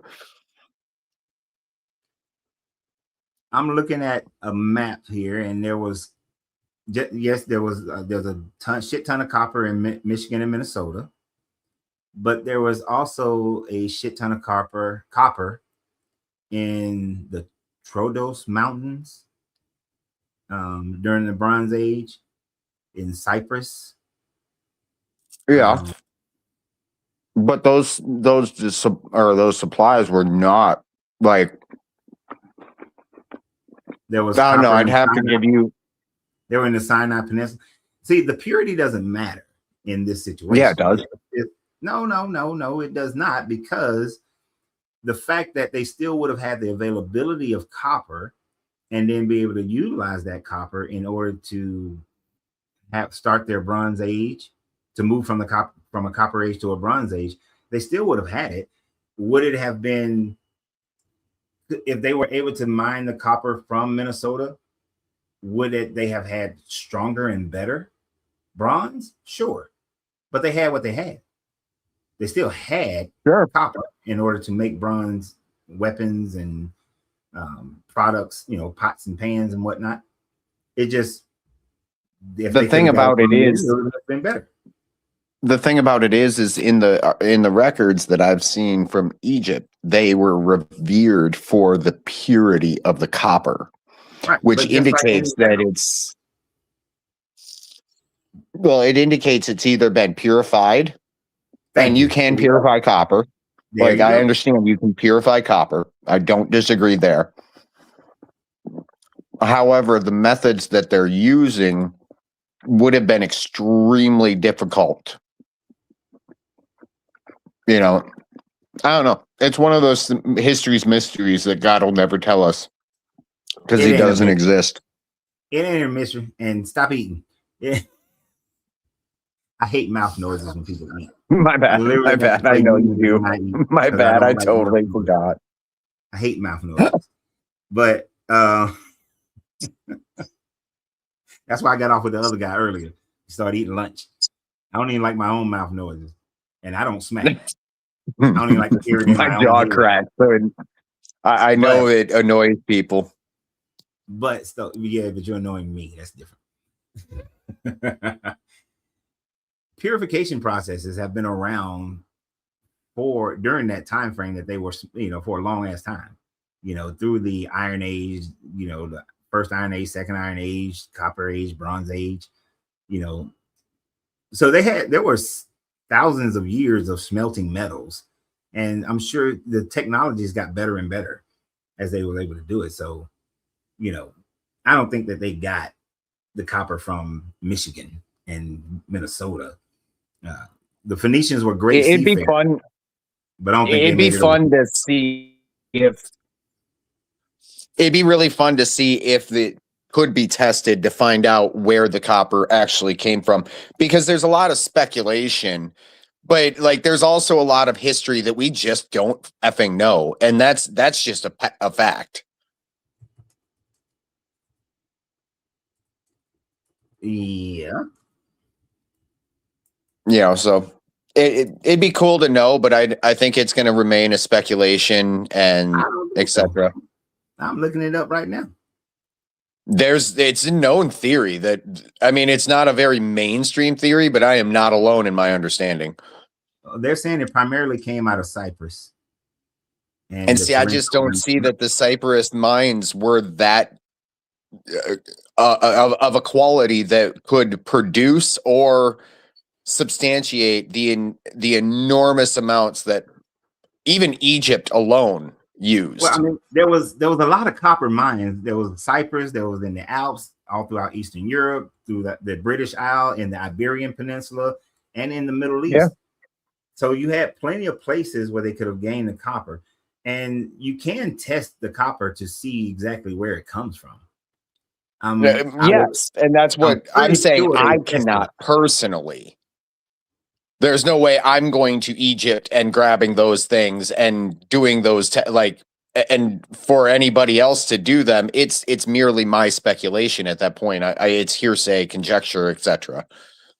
You know, like I know we look at these things a little bit different, but I'm sure if I research it, I can find where they tested the copper to see which mines it came from. Are we going to have a research off? We can. We certainly can. You know, I'm all for researching, you know. Well, we already just disproved Genesis, so I mean, we're already on a roll. You know, I spend most of my day in nerd mode, so well, going down rabbit holes that I had no intentions of going down, but I go down them anyway. But that whole thing, trying to when people try to make America the old world, I'm like, that's just because you're in America. You want to make it the old world. Not saying you, but other people. They just want to make America the old world. They want to feel important. And I get what you're saying. I look at the research. I look at the study, you know, because we've got the old. It is the old world. I mean, I live on Minnesota. That is the old, like that right. Piece of earth is the oldest earth around. You know, like whether it's the oldest place that humans existed, that I don't know. So what we have to distinguish, technically, the whole world is the old world. Everywhere in the world is old world. Right. But because we have a Western colonized theology or sociology, we view the old world as being that whole Middle Eastern, Europe. That's the old world. Even though Africa has civilizations at that time frame, America's had civilizations at that time frame. Everywhere in the world had civilizations, but those civilizations aren't the ones that went and conquered the world and forced their history to be history. So we commonly refer to the old world as, you know, Europe, the Mediterranean world. But truly, the old world is everywhere. Everywhere, right? Is an old world. There's an old world in every part of the planet. You know, and when we look at that time frame, it's kind of like I was mystified at one moment when I found out that the Victorian age and the Wild West age were going on at the same time. They don't match at all, right? They don't match, but they were happening at the same time. So when people think, I grew up thinking that during the Victorian age, that's how everyone was around the world. During the Wild West age, that's how everyone was at the same time frame in the Wild West age. But when I realized you can also add the samurai. Yeah, and yeah, exactly. The samurai were happening at the same time as those two cultures were going on. So everywhere is an old world, you know, when you look at it. But we pick and choose what we decide is old world. But these stories from the Bible, that shit wasn't happening in the Americas or nowhere else. That was happening over there in the Mediterranean and primarily Egypt, the Levant. And then until you get to the New Testament, then you start getting more into the Greece and Rome. But all that shit was happening. These stories are based on those people and those cultures at that time. Ain't got nothing to do with what was happening in the Americas. I guess. I personally, I wasn't there. You ain't got to be there to know it. Like Jesus, when Jesus was walking and then he died, and then after Jesus died, you're supposed to believe in him in order to have eternal life. where there were millions of people on the planet who ain't never heard of that motherfucker, and they lived Right. and died, never hearing of that. Remember, I don't give clout to him ever existing. Remember, I don't think he ever existed. Oh no, yeah, I wasn't saying that he all right, like, and so when I'm looking at it, and they're like, "Oh, well, just believe," and I'm like, "No, nope." And then they'll be the best one is they'll bring up like Alexander the Great or something like that, and well, we don't have evidence for him until 500 years, blah blah blah. I'm like, yeah. All of our history is shit. So that doesn't prove that your God is right. It proves that we can't track history correctly. But you know, I hate when they use Alexander because they are so wrong about that, because they only are quantifying that through documented history. But we have coin history, pottery history, construction history of Alexander. Yep. So if you just isolate it to documents, sure. But when you look at all the archaeology, then no, we have way more history that shows that Alexander was a real person.